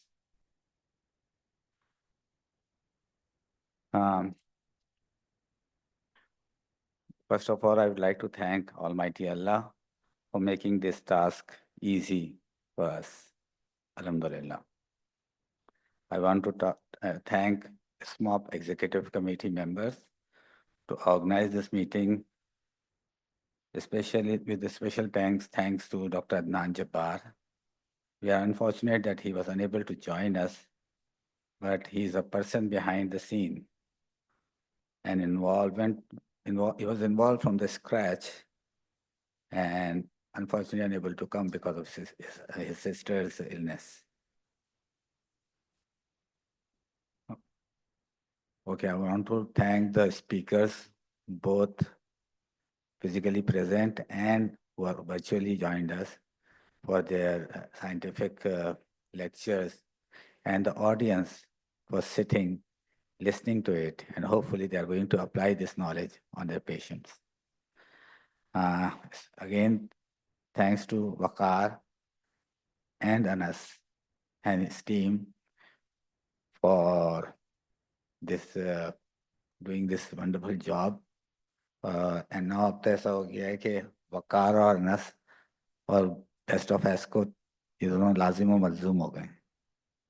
In addition, I would like to thank the pharmaceutical companies, including our platinum sponsors, Himmel and Roche, Gold Plus sponsors, Novartis and Oncogen, Gold sponsors, AstraZeneca, Martindale, Oncovance, and Farmivo, Silver sponsors, Crown Pharma, Feroz Sons, Mactor, and Pharmaso, and Bronze sponsors, Alabi Pharma, Amgomed, Getz, Maxil, and Pfizer.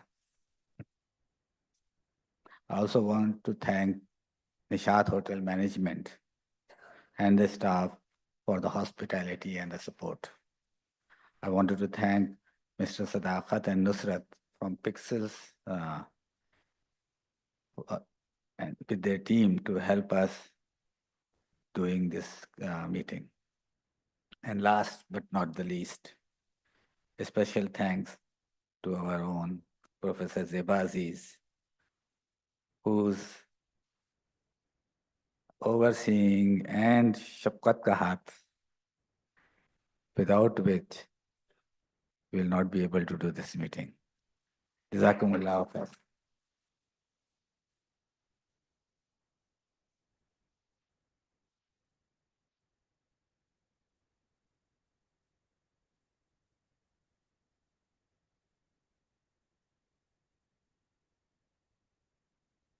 Sorry. One thing I forgot, वो अखबार के बाद अखबार का ज़मीमा आता था हमारे ज़माने में, तो ये ज़मीमा है कि the next meeting will be at the same place इंशाल्लाह from September 4th to 6th, 2026. Thank you.